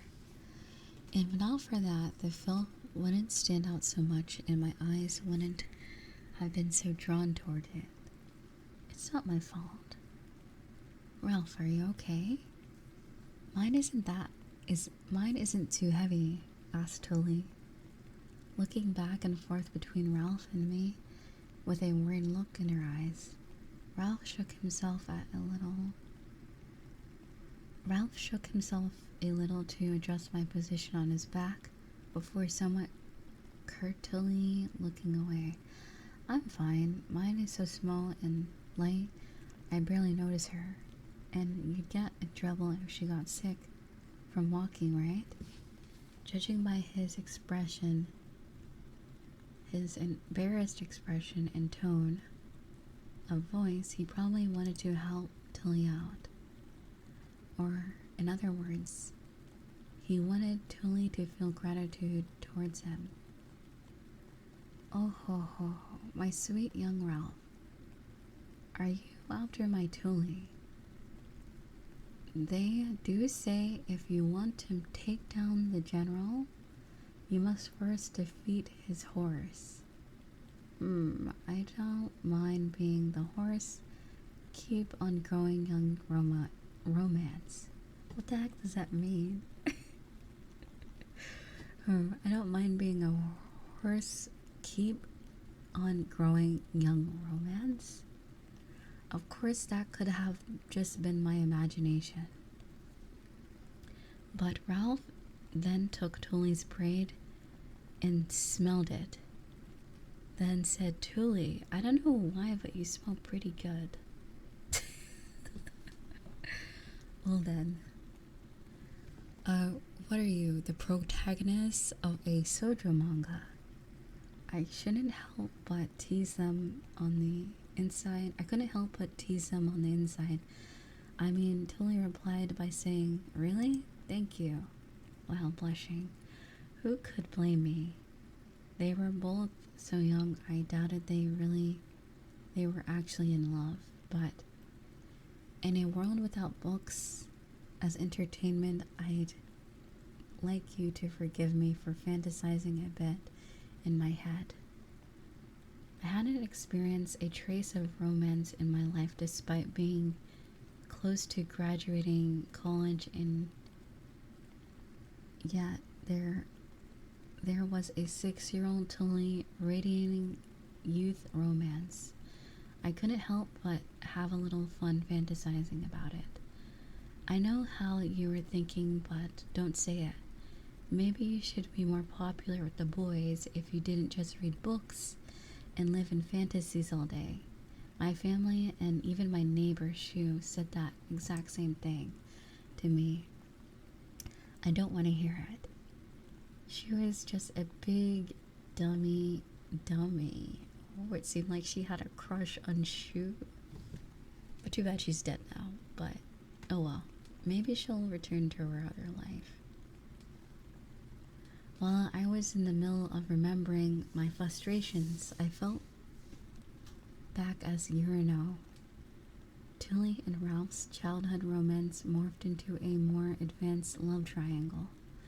It's true, you do smell good. Let me see. Faye and Lutz both leaned forward. Tilly's braid and sniffed. They were all boys and girls of the appropriate age. They would be about 3 steps away from battling to death for Tilly's heart. Your hair is really silky too. What did you do? Right? Satisfied by the looks of surprise on their faces, I nodded repeatedly. I was the process of improving the cleanliness of my home. I dried the nice smelling flowers and put them in our clothing boxes, and Mom had boiled the water we used for food before using it to cook. I wiped down Tully's body when we bathed together, and I brushed her hair after.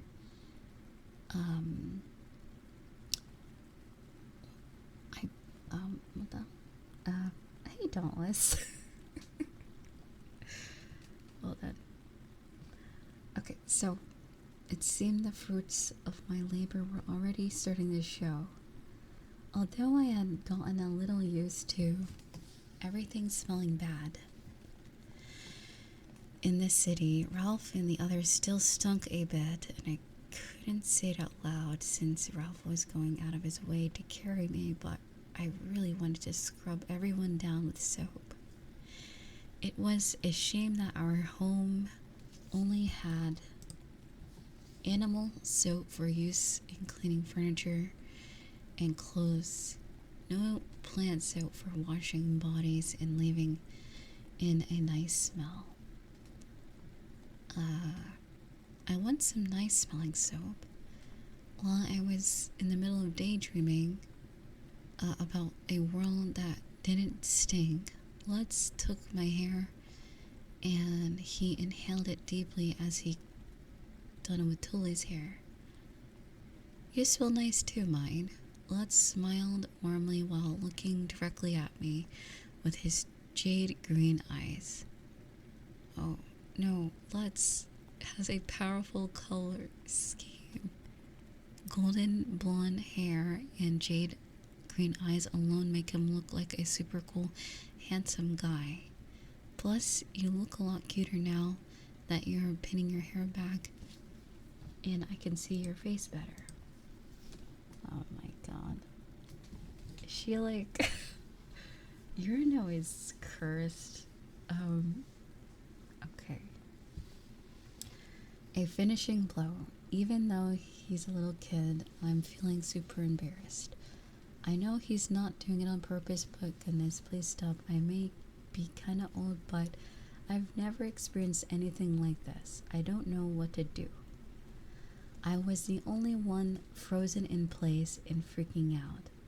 Everyone else was already talking about what they wanted to find in the forest or how long it would take for the snow to start falling. The fact that Lutz was bragging about getting better at archery despite freaking me out like this ticked me off. Tilly managed to just thank him and but I could only freeze in surprise. My heart was still pounding. Is it normal for a 5-ish-year-old kids to do things like that here? What is with this world? I'm a fine young Japanese maiden with a shy heart.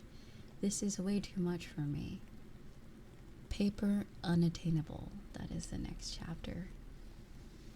What a cringy chapter that was.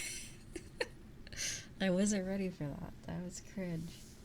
Alright.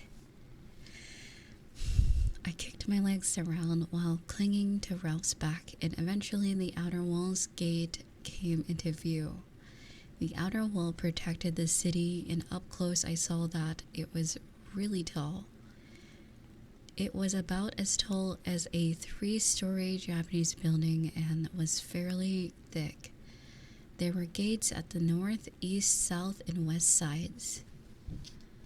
Alright. Out of the outer walls, the several soldiers at each one checking those who came inside. We had reached the south gate, and we could see several of those soldiers. One of them should be my dad. I couldn't tell which one was him, but Tully could somehow. She hugged the wrapped up thing to her chest and ran towards him, waving. Dad, you forgot something. You knew this, right? Dad blinked in surprise as Tully handed him the thing that with a bright smile. So nice. The way you two... You're way too nice, Tully. All I cared about was avoiding Mom's wrath over him forgetting what she worked so hard to find. Yeah, I do need it. Thanks. Wait, did you leave mine alone? Nuh-uh. Nuh-uh, I brought her with me. See? Ralph carried her on his back.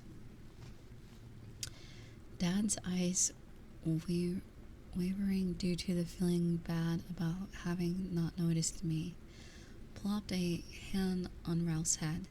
Thanks for carrying her, Ralph. We were on our way to the forest anyway.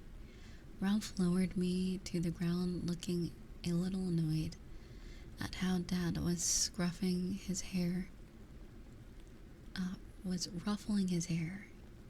He then took back his stuff from Faye and Lutz. Thanks, Ralph. You too, Lutz and Faye. After seeing Ralph and the others through the gate on their way to the forest, Tully and I were taken to the waiting room within the inner gate.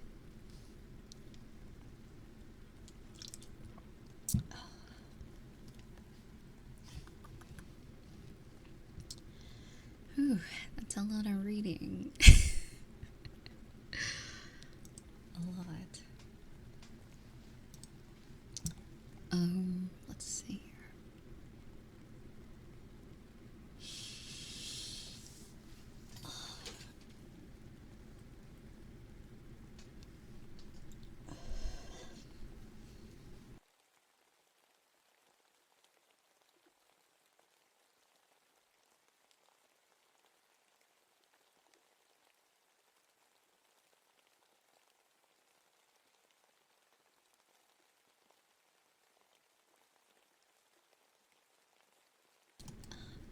Yeah, I need to stretch.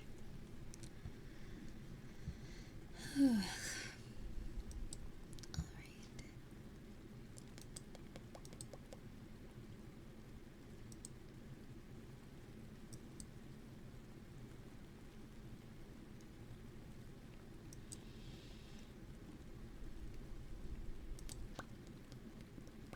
Hello, Gustavo.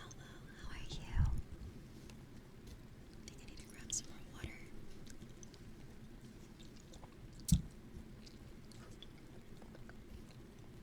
It is empty. All empty.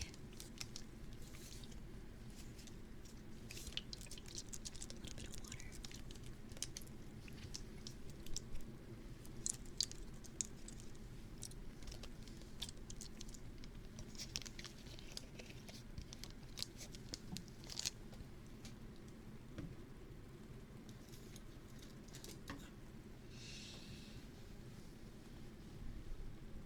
Doing pretty good. Thank you. Pretty good. Enjoying the book. We're about at episode 3 or 2, sort of. I think, I can't remember. In comparison to the anime.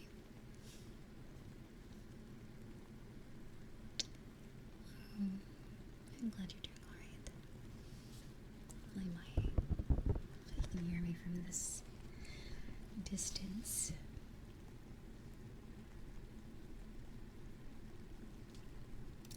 Yeah.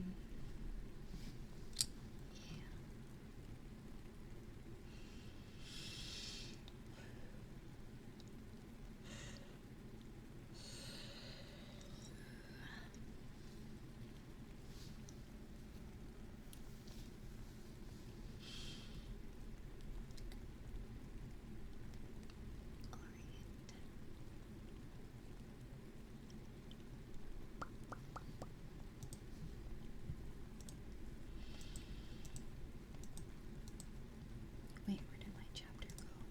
Oh, there it is. Okay.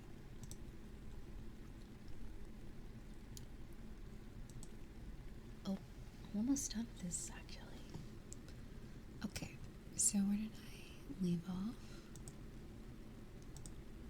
Oh, waiting room within the inner gate. The outer wall was large enough to fit a room of about 9 square meters of size inside. It wasn't that big, but there are apparently other waiting rooms and a room for those on night duty too. Our waiting room had a simple table, a bench, and a single cabinet with shelves. I looked around, feeling like a tourist in a foreign country, and soon one of Dad's co-workers brought in cups of water for us. You certainly raised your daughters well, I see. It took about 20 minutes for a child like Tully to walk from home to the gate, so I appreciate the water. I gulped down the water in the wooden cup and let out a big sigh. That was tasty. Finally, I can rest my sore legs. You barely walked on your own, mine. Tully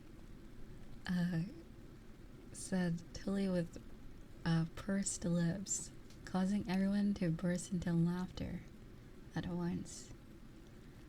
I hummed, but since everyone had seen Ralph carrying me, I couldn't say anything back to her. As I drank down a second cup of water, a single soldier entering the room, he took out a toolbox looking thing from the cabinet and immediately left. It looked like he was in a hurry, so I looked around. Did something happen out there, Dad? Probably just someone needing special attention at the gate. Nothing to worry about. Dad waved it off, but his hurried behavior did get me a little worried. Would things really be okay? I mean, a soldier guarding this gate is hurrying around. Doesn't that spell trouble? In sharp contrast to me, Tully tilted her head in confusion, without looking worried at all. Someone needing special attention? Have I ever seen someone like that? Despite passing through the gate frequently, Tully wouldn't immediately imagine someone who would make a guard rush like that. Dad rubbed his stubble in search for the right words. Yeah, I think someone suspicious. Looking, who's probably a criminal or maybe the opposite. And it's a noble. We need to inform the Lord Ehrenfest? How do I say that? Ehrenfest? Maybe? We need to inform Lord Ehrenfest about before letting them in. Wow, apparently they just judge people on their looks. Well, I guess there's no helping that. This world doesn't seem like it would have a robust information network or anything of the sort. Soldiers had no way of researching the ground of anyone coming inside. We have them wait in separate room while the higher ups decide whether or not to let them inside. So that's why they're here. Many waiting rooms by the gate. I get it. I bet the waiting room for nobles and waiting room for suspicious looking people are totally different in size and furnishings. My thoughts were interrupted after the young-looking soldier with the brown hair and gentle, calm brown eyes came right back from carrying the box. And something rolled up into a tube shape. His expression lacked any sense of emergency. Dad was right. Apparently, hadn't been anything that serious. The soldier bundled up the box and rolled in a roll in his left hand and stood in front of Dad and tapped his right fist against the left side of his chest. Dad stood up, correcting his posture, and repeated the same fist-tapping gesture. That was probably the salute of this world. Also, hello, thank you for the follow. Otto, your report? I let out a tiny, odd noise after seeing Dad make a serious expression unlike anything I had seen at home. He usually looked so lazy and relaxed. It was a real change of pace. When serious, he actually looked pretty cool. Count Runwald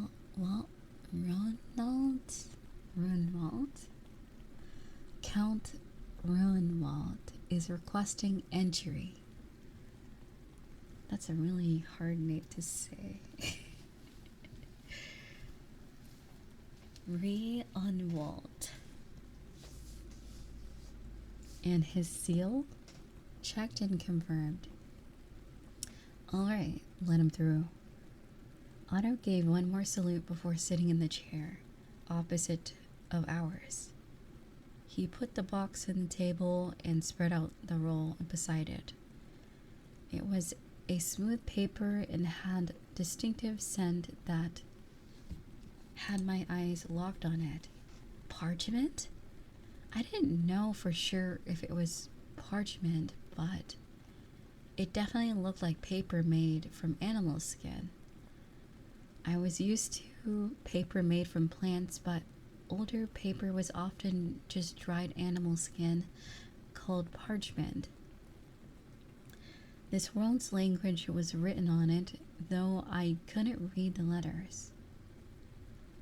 As I stared at it with a wide open eyes, Otto took a bottle of ink and a reed pen out of the toolbox and began writing something on the parchment. Writing? There's someone who knows how to write in front of me? He's the first man of culture I've seen in this world. I definitely want him to teach me this world's lettering system. Dad's rustled my hair and asked, "What's wrong?" As I stared at Otto's moving hands, I looked up at him and pointed at what I believed to be parchment. I had to learn what it was called in this world's language if I wanted to talk about it. Dad, what is this? That's parchment paper made from goat or sheep skin. And this black stuff? It's ink. He's writing with a pen. I knew it. I found my ink and paper.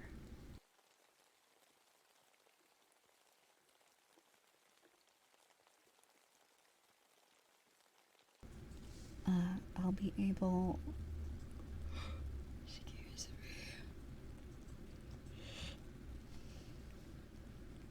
me. I knew it. I found my ink and paper. I'll be able to make books with this stuff, no problem. Holding back my urge to jump with joy, I squeezed my hands together in front of my chest. Looked up at Dad. Dad, can I please have them? No, these aren't toys for toys. These aren't toys for children.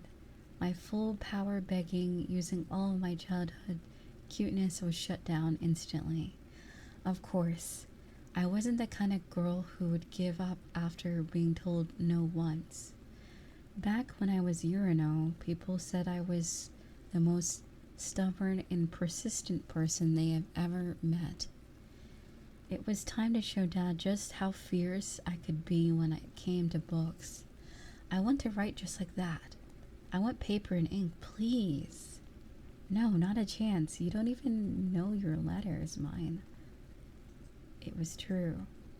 That ink and paper was useless to someone illiterate, which was exactly why Dad's statement was perfect for was a perfect chance for me.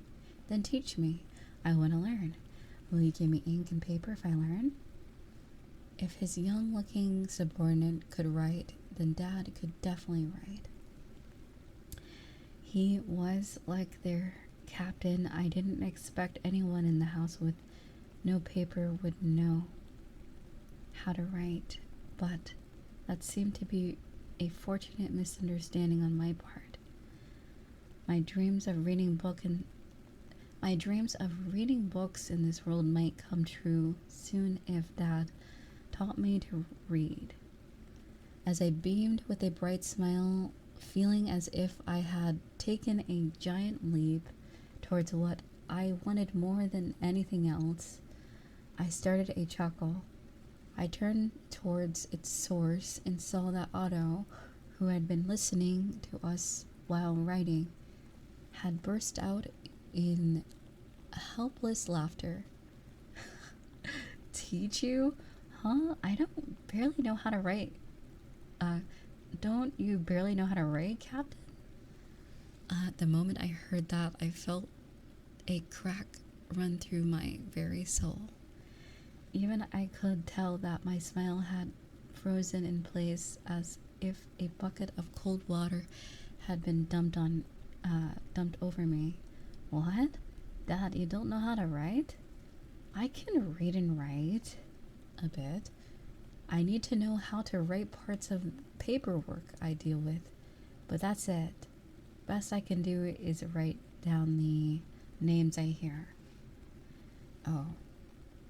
I looked at Dad with cold eyes as he made excuses with a sullen expression. Don't know what that means.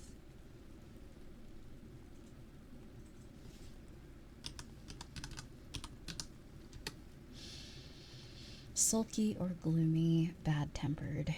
Okay.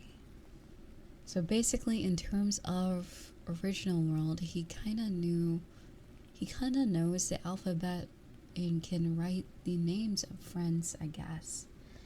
Since Otto said barely, he's probably like a first grader who'd miswrite even those names. Hey now, don't look at your father like that, Otto. The culprit behind my respect for Dad shooting up and then immediately dropping down chastised me a bit with a somewhat worried expression. Then, as if covering for Dad, he began to explain what kind of work soldiers did.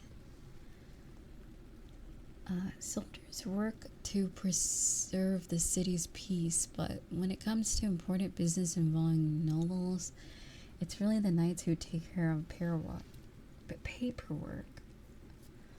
A simple spoken report suffice for less important incidents.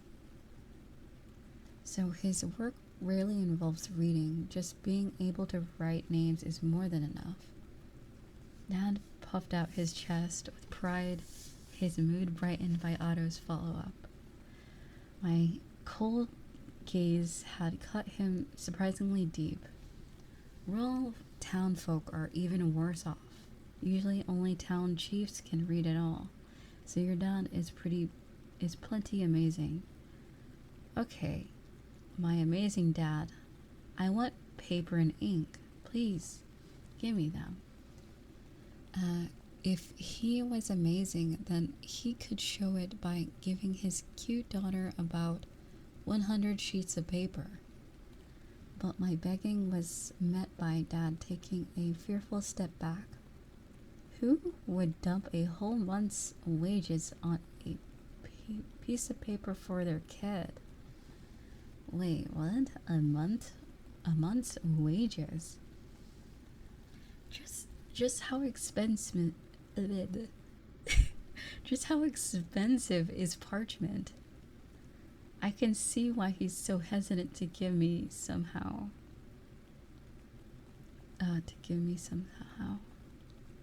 That also explained why there was no paper in our house. Why couldn't I find any bookstores? Parchment was so expensive for commoners. My family was already just barely scraping by. There was no way they'd spend their precious wages on paper to make a book. I don't know if many people would do that. Let's see. I slumped my shoulders, depressed, and Otto ruffled my hair. In the first place, I don't think there's any stores that sell parchment to commoners. Paper is used by nobles, government officials, and rich merchants with connections to nobles. If you just want to learn your letters, why not use a stone slate? I can give you one I used a very long time ago. Interesting, so I guess you'll get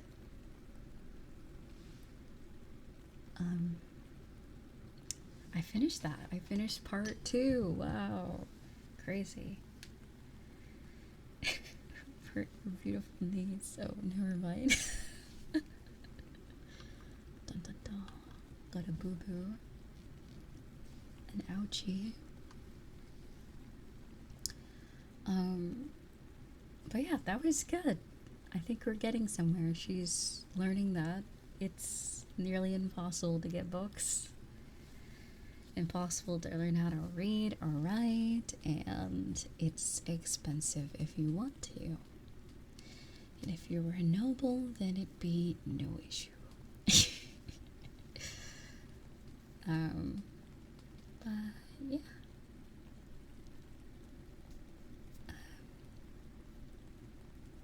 Thank you for the follow. Welcome. Okay, now I can actually read. How long do I get to keep the chapters? It says you can rent it for 72 hours of temporary access or buy the full volume and reap the benefits. What benefits do I reap for owning the series?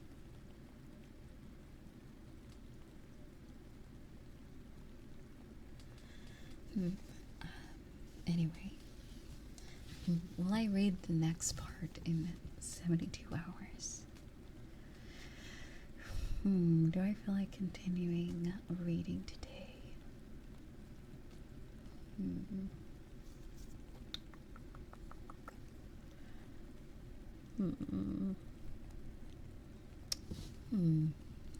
Maybe. I need a break though. My brain is like, that was a lot. That was a lot of reading. What is that? That was like almost 3 hours of reading. That's a lot. Lots of reading. So I'll probably give my brain a break for a bit.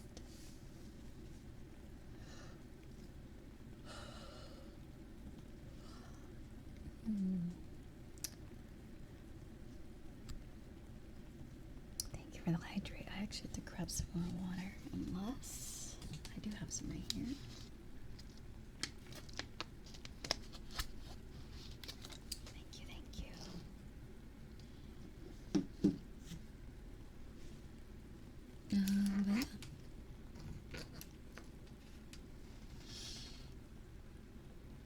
Pretty great so far. Very similar to the show, so nothing unusual yet. I can't wait to get to the point where it's not in the show, like where I would catch up with the show and then where the story continues. I wonder when that will happen. It's probably a lot of books ahead, or yeah, it's probably going to be a long time till I get to that point. Thank you for the follow.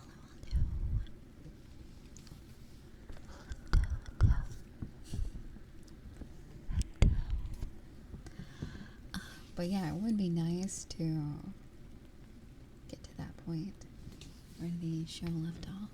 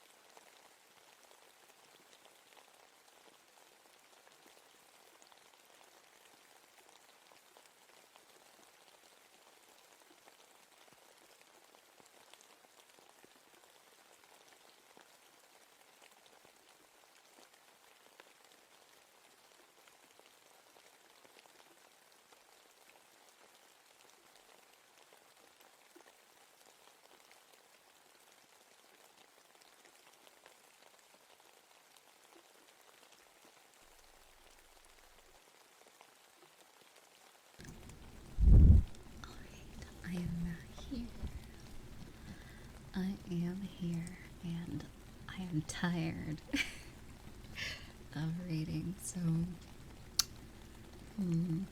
maybe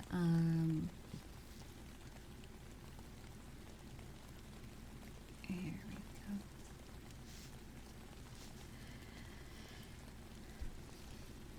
It is after 4 o'clock, so NIKKE has reset.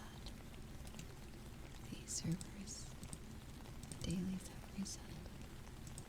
So I could possibly do that.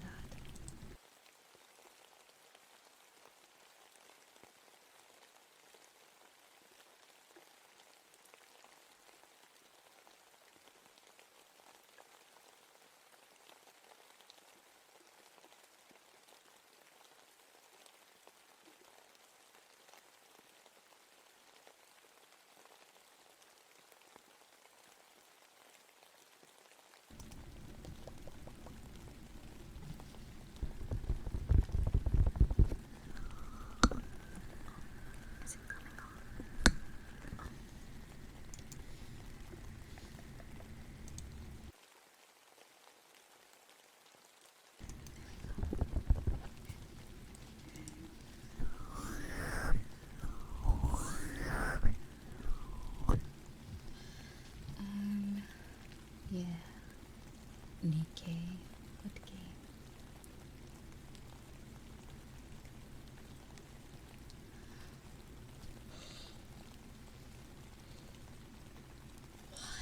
Excuse me.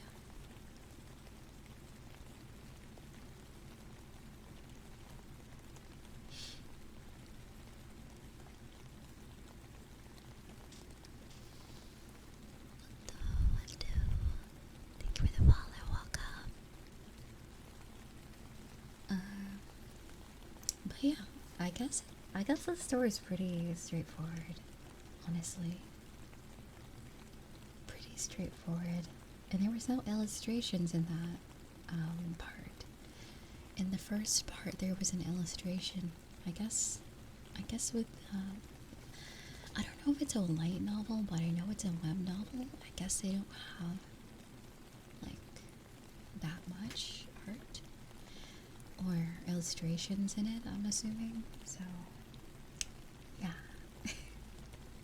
It was a bit disappointing not to see any art. How are you, Nix? How's it going? Let's see here. I guess part 3 will probably have something every few chapters. Every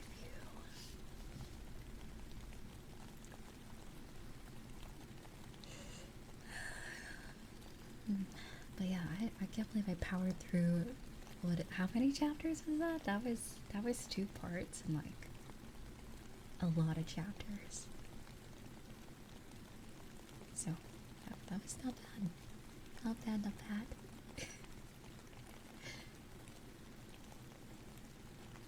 Glad you're doing great. It's good. Had a chill day. Pretty normal.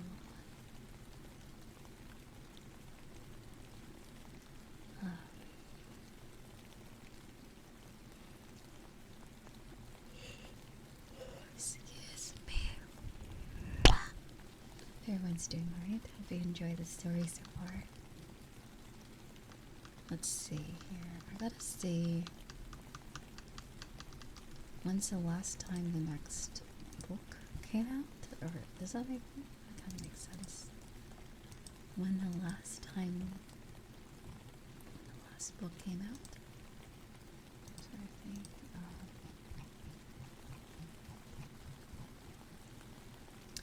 Okay, so the last. Oh, that was like this month. Oh, wow, on the 5th. So it's actively coming out. Oh, that's awesome. Okay, maybe I will invest into this series. The next book comes out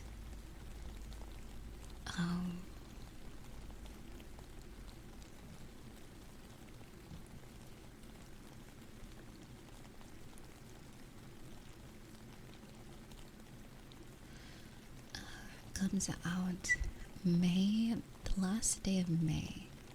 So, May 31st.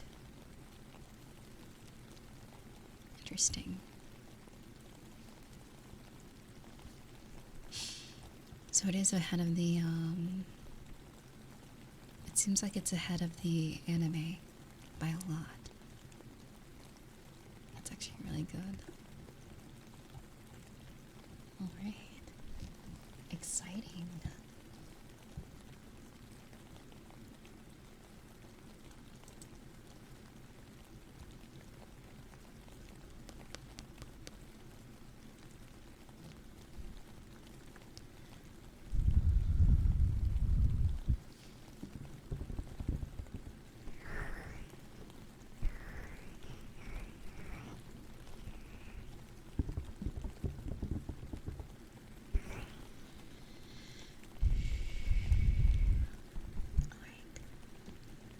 Am I ready for part 3?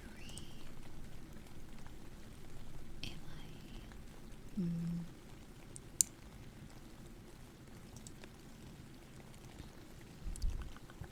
You know what I'll do is I'll get up to stretch, use the bathroom and stuff, and I'll see if I will read the next part of the volume. Alrighty. I'll be right back. B-R-B.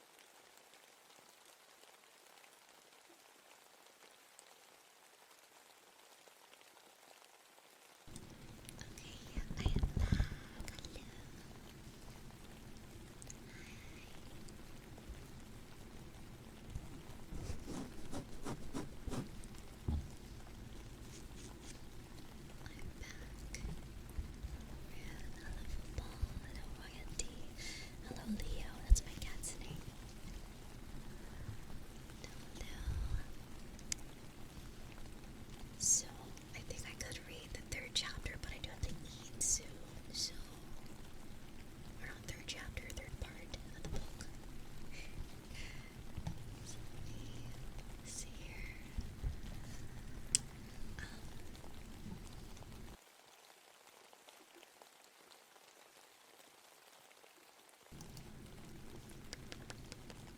Let's see if I can find a short story to read until then. I shouldn't take too long with lunch, or technically dinner. Whoops. I forgot to eat, so I'll eat dinner. Let's see, short stories. Short story. Free. Online, I guess. Hello, you don't eat me. Let's see. Thousands of short stories to read. Ooh. Okay. What kind of category are we looking for? Mystery, romance, sad science fiction, thriller, urban fantasy. Is that like cyberpunk? Urban fantasy?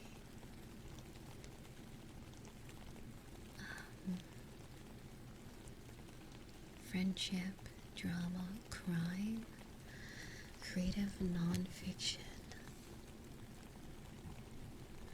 inspirational, mystery, suspense,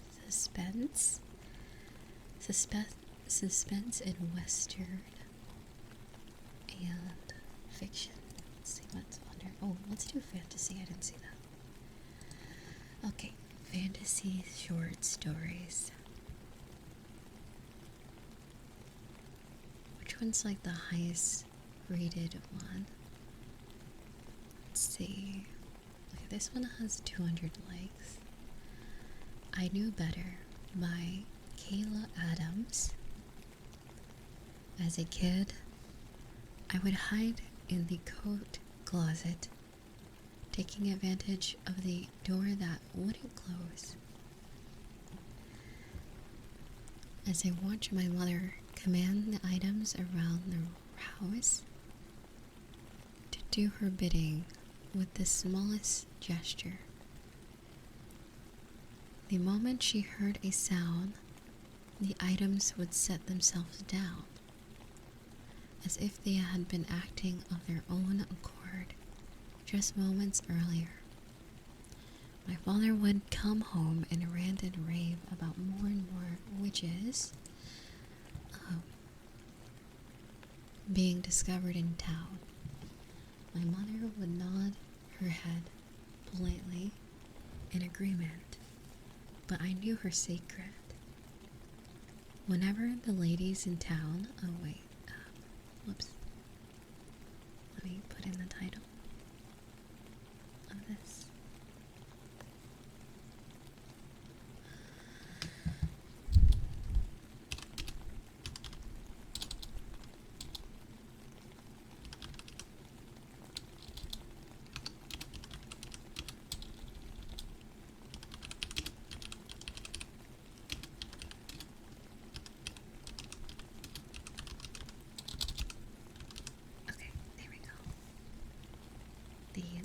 The short story is called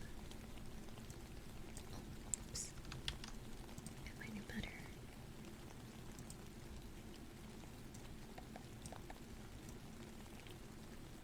There we go.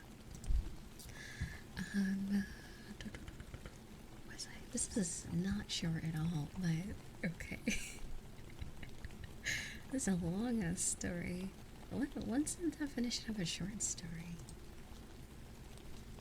How long is a short story? Oh, really? Wow. So long. So about 3 to 30 pages long. Interesting. 30 pages sounds like a lot. Maybe not in comparison to a whole book. Okay, then what makes how long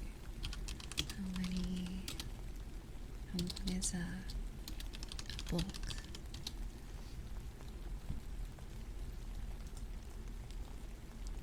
$9,000 words in a book, usually.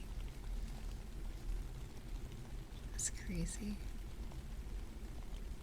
I wonder what the longest book I've ever read. Probably not too long. I mean, they were, oh my god, the Maximum Ride books were kind of long. They were kind of big. And I think the Hunger Games. Oh my gosh, does anyone remember when you were like in primary school or middle school, those people that would flex that they could read those like massive books? I swear that is like probably why I started reading, because I was so annoyed. I was just like, okay, just watch me read a big ass book too. And yeah, then I got into reading a lot of fantasy books.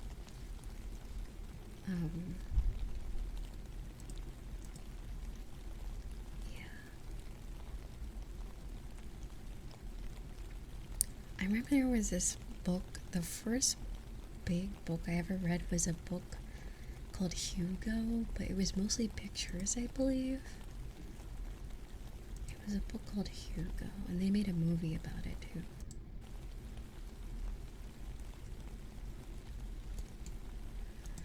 They made a movie, and it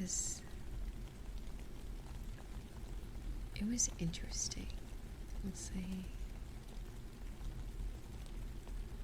very artistic, very like artsy. I would say like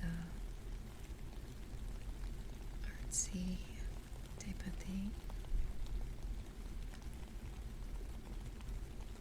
Are you safe here? That's for you to decide. I hope you are. I hope you feel safe.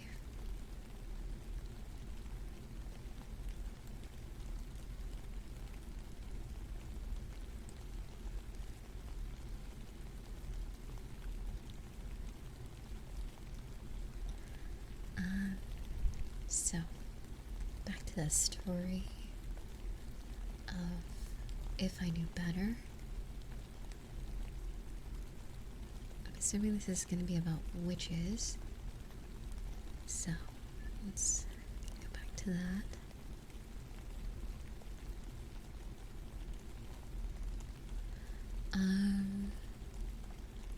Whenever the ladies in town would enviously gossip about how my mother managed to get so much done in a day, I would smile knowingly to myself. I knew better than to boast that my mother was a witch.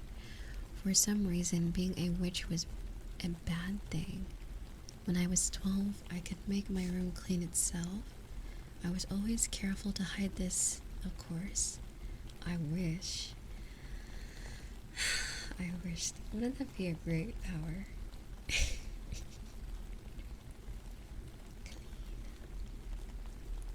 Kind of like, what is it, Beauty and the Beast? They have, well, they're not really witches, but it is a magical house, right? A magical castle? Manor?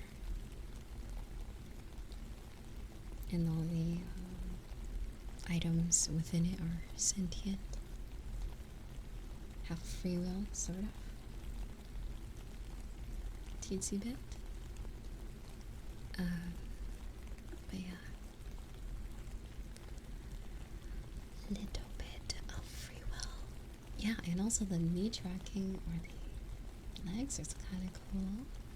Very comfy. In my old chair I used to be able to do this, but this chair is like basically a stool. You can't really put your feet up on anything. So, yeah.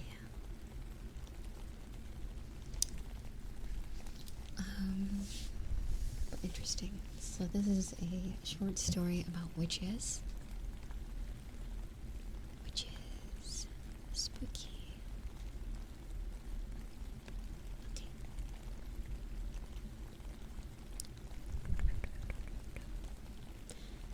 Okay.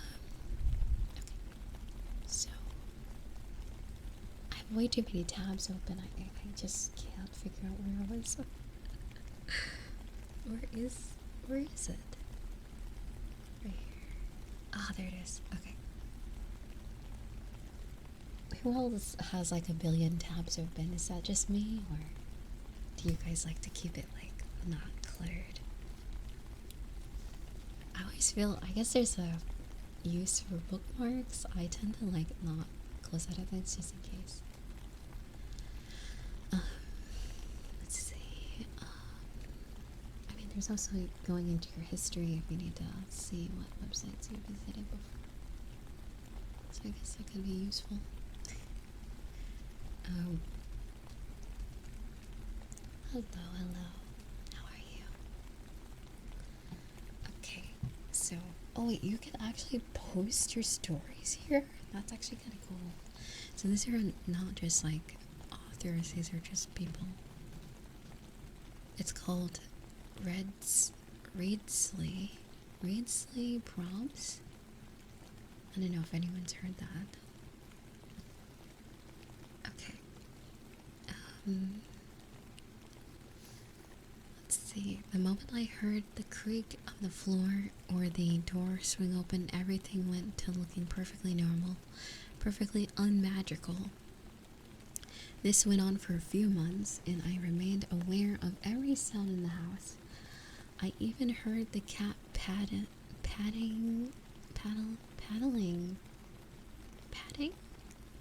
by outside one day, and quickly dropped the broom I hadn't been controlling with my mind.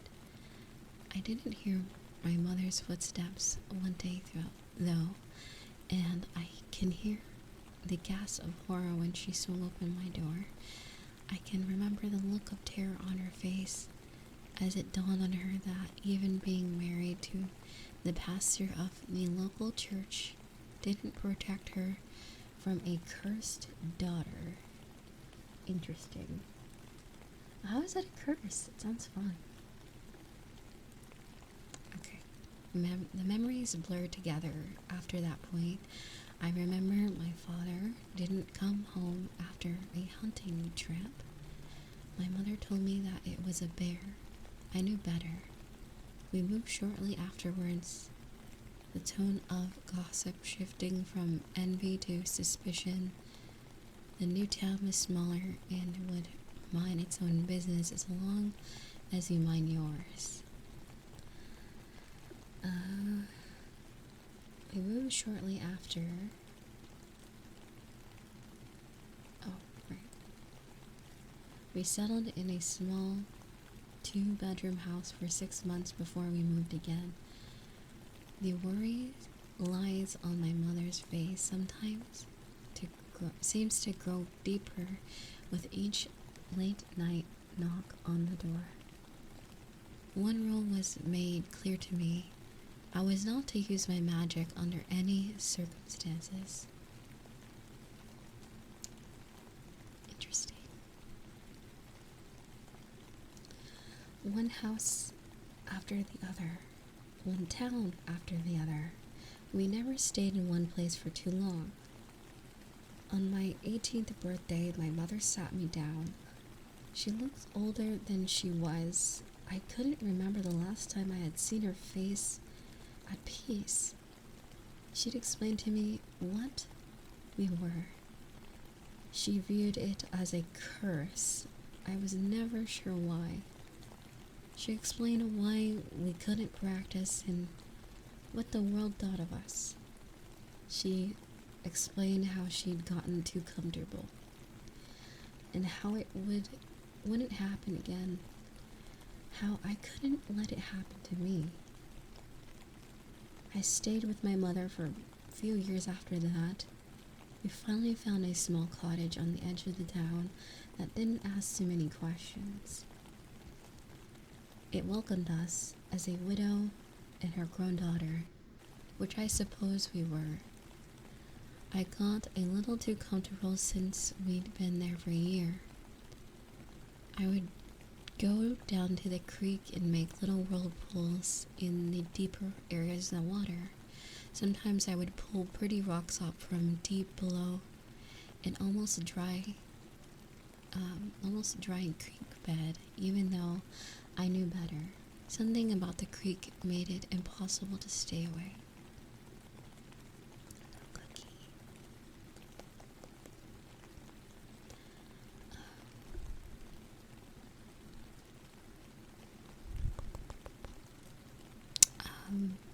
Why is this so much easier to read than the stuff I was reading before? I'm not gonna lie, the ascendance of a bookworm book it feels really difficult. Or is this one on this website very fluid? It flows well with the tongue. Probably because the ascendance of a bookworm isn't translated. Excuse me. It's translation from another language, so it's probably why, but you know, who knows.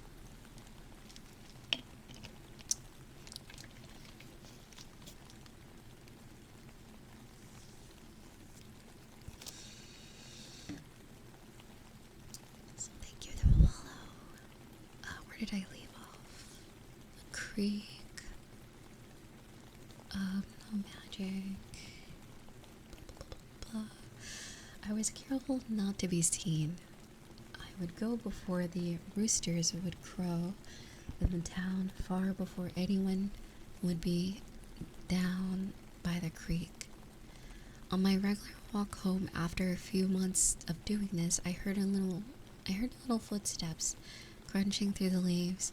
I could tell the little footsteps were running, and I knew then that we were damned. By the time I got back to the edge of the town, where our little cottage sat, there was a group of people with torches and pitchforks surrounding the house. I never imagined I would see a mob quite like this one. It felt almost fake, like a scene from a storybook. As the thatch roof of our house went up in flames, I could hear my mother's voice telling me that I should have known better. Part of me wanted to turn and run, but I was still unseen behind the oak tree. The old oak tree. Also, thank you for the follow. Maybe you're right. Maybe they're right. Maybe I should try to see if the font can change on the other thing.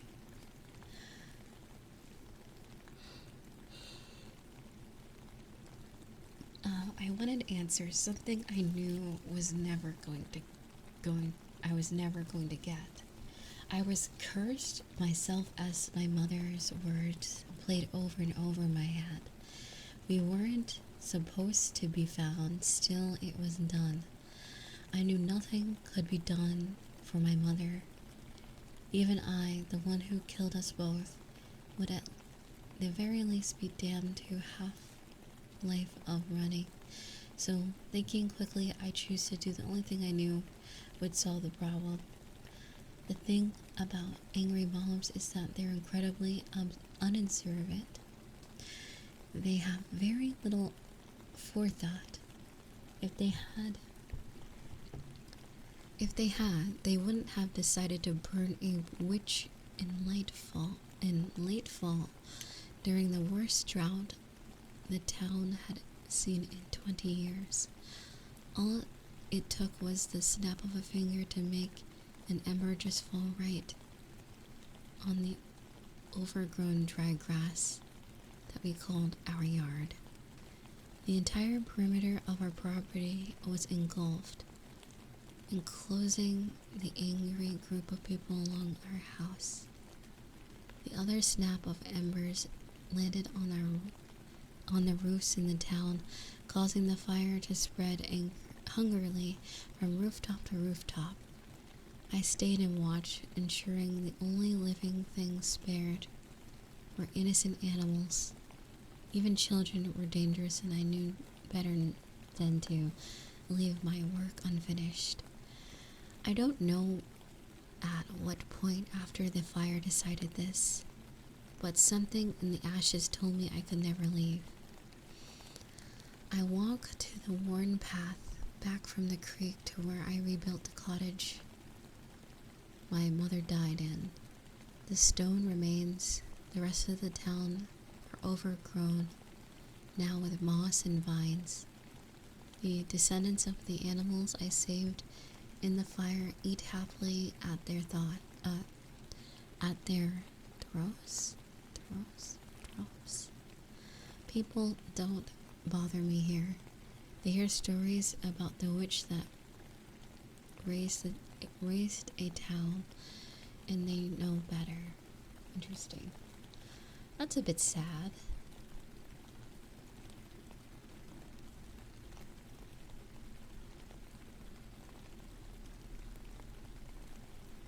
I knew. So she basically is a girl who used her powers, and then people saw, and then killed their mother.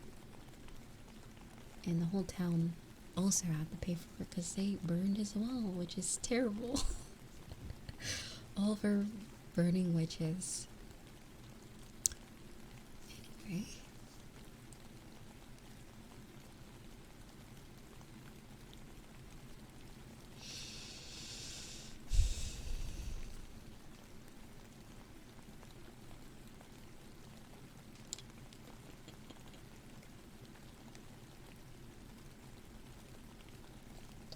good. I like that.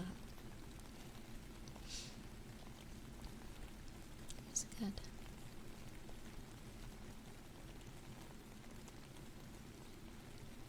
Let's see if we can find another fantasy.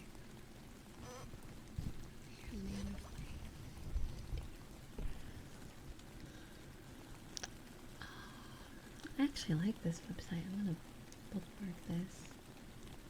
Not bad.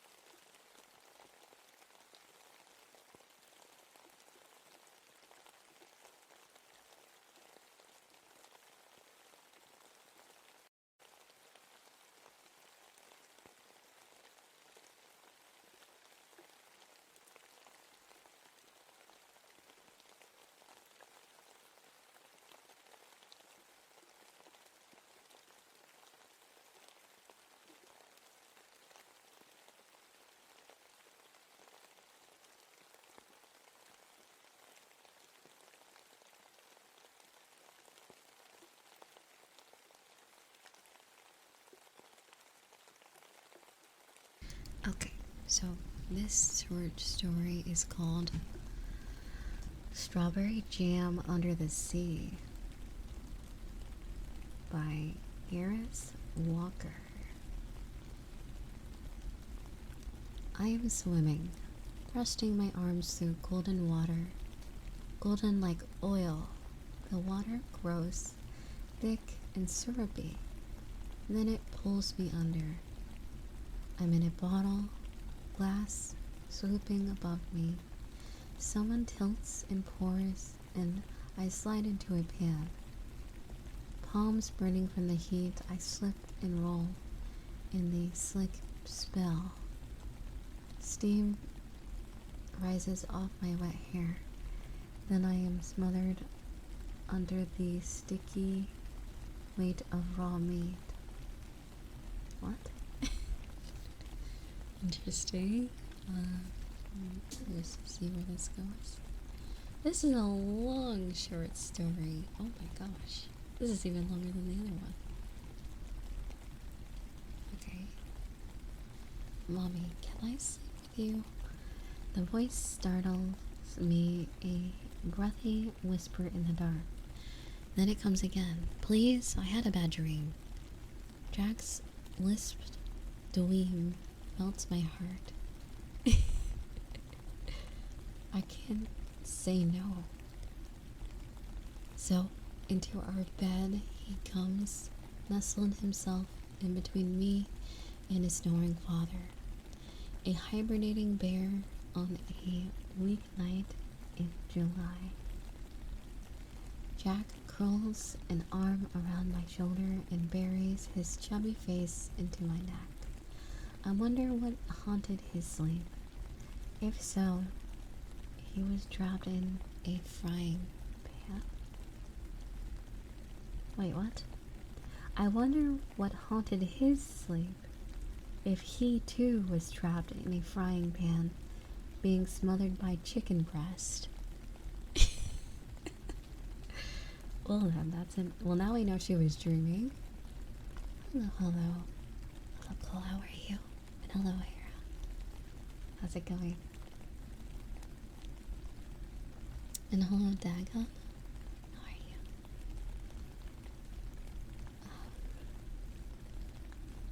Let's see here.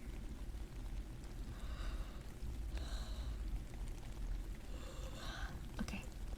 A few minutes later, the door cracks open, and a girl with a halo of curls shuffles in Maggie. She throws herself onto the bed and wiggles next to me, warm cheek against mine, Soon both of their breathing slows as mine begins to quicken.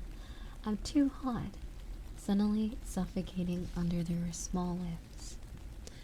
Then I cry and the night cuts through me like electricity. The baby monitor lights up an arc of color that changes from green to red. The baby is wide awake.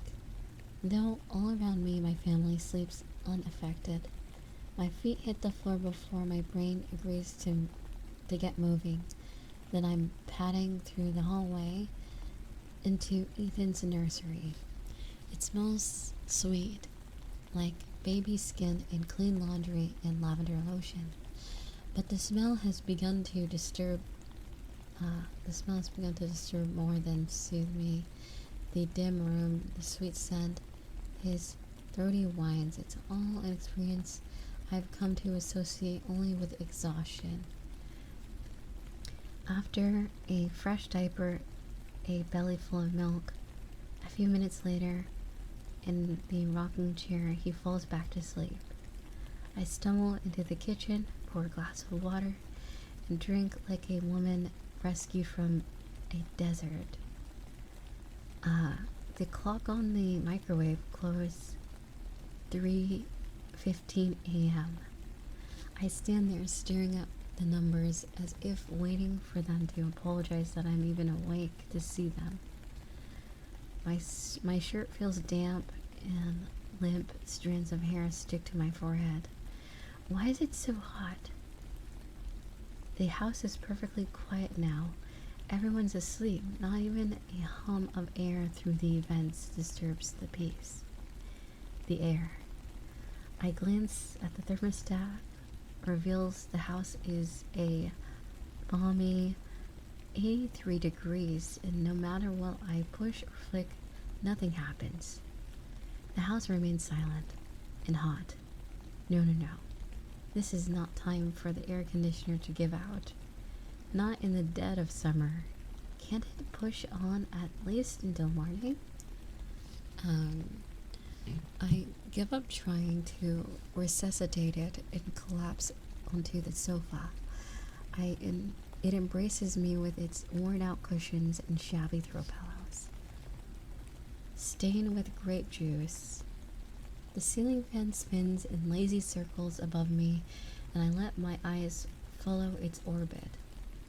Visions of homes with white couches and walls free from fingerprints dance across my mind.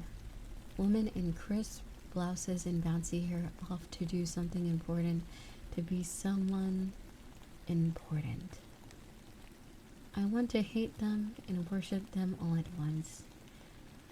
Despise them, but also discover their secrets.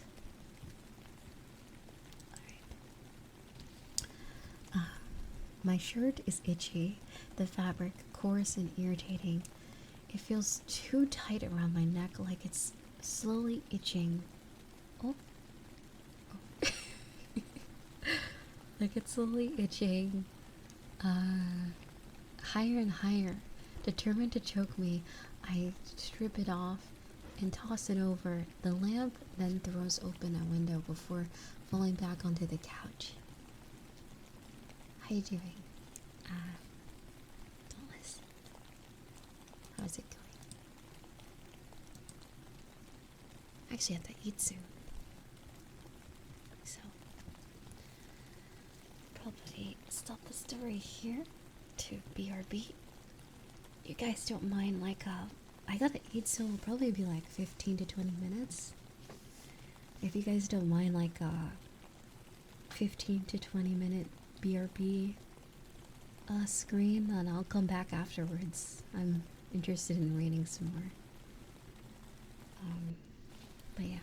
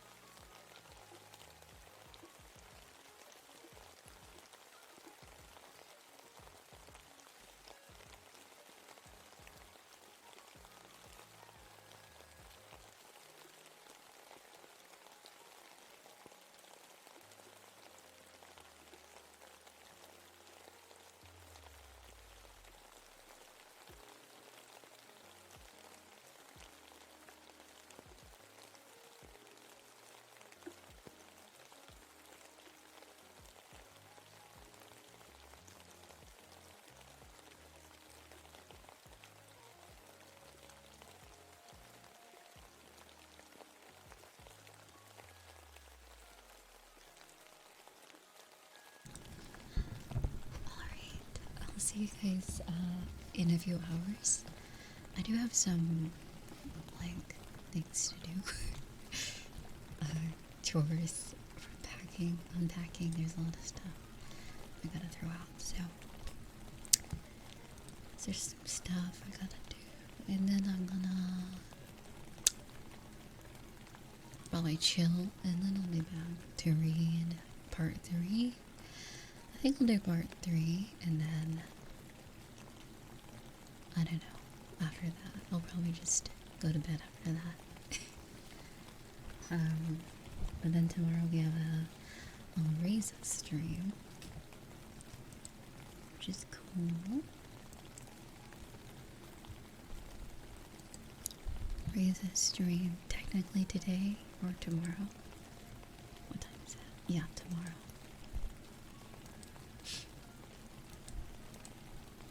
So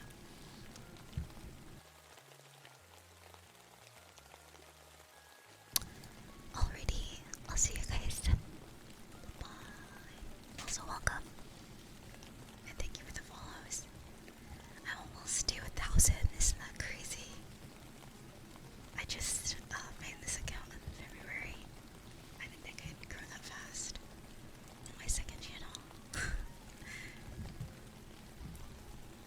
The first time, it took me like 3 years or 2 years to reach 1K on my main account.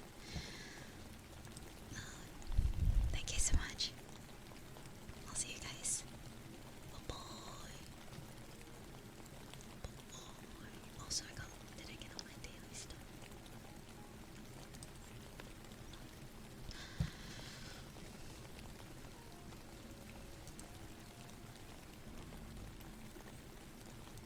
Oh, I had to do the arena. Okay, alright, I'll do that like off stream or later. I don't really like the PvP in this game. I hit a wall where everyone's stronger than me, sort of thing. So it's not really that fun, but you still earn stuff, which is nice. You still earn a lot of points, even if you lose. I have a lot. And it's good for gear, you know, these thingies.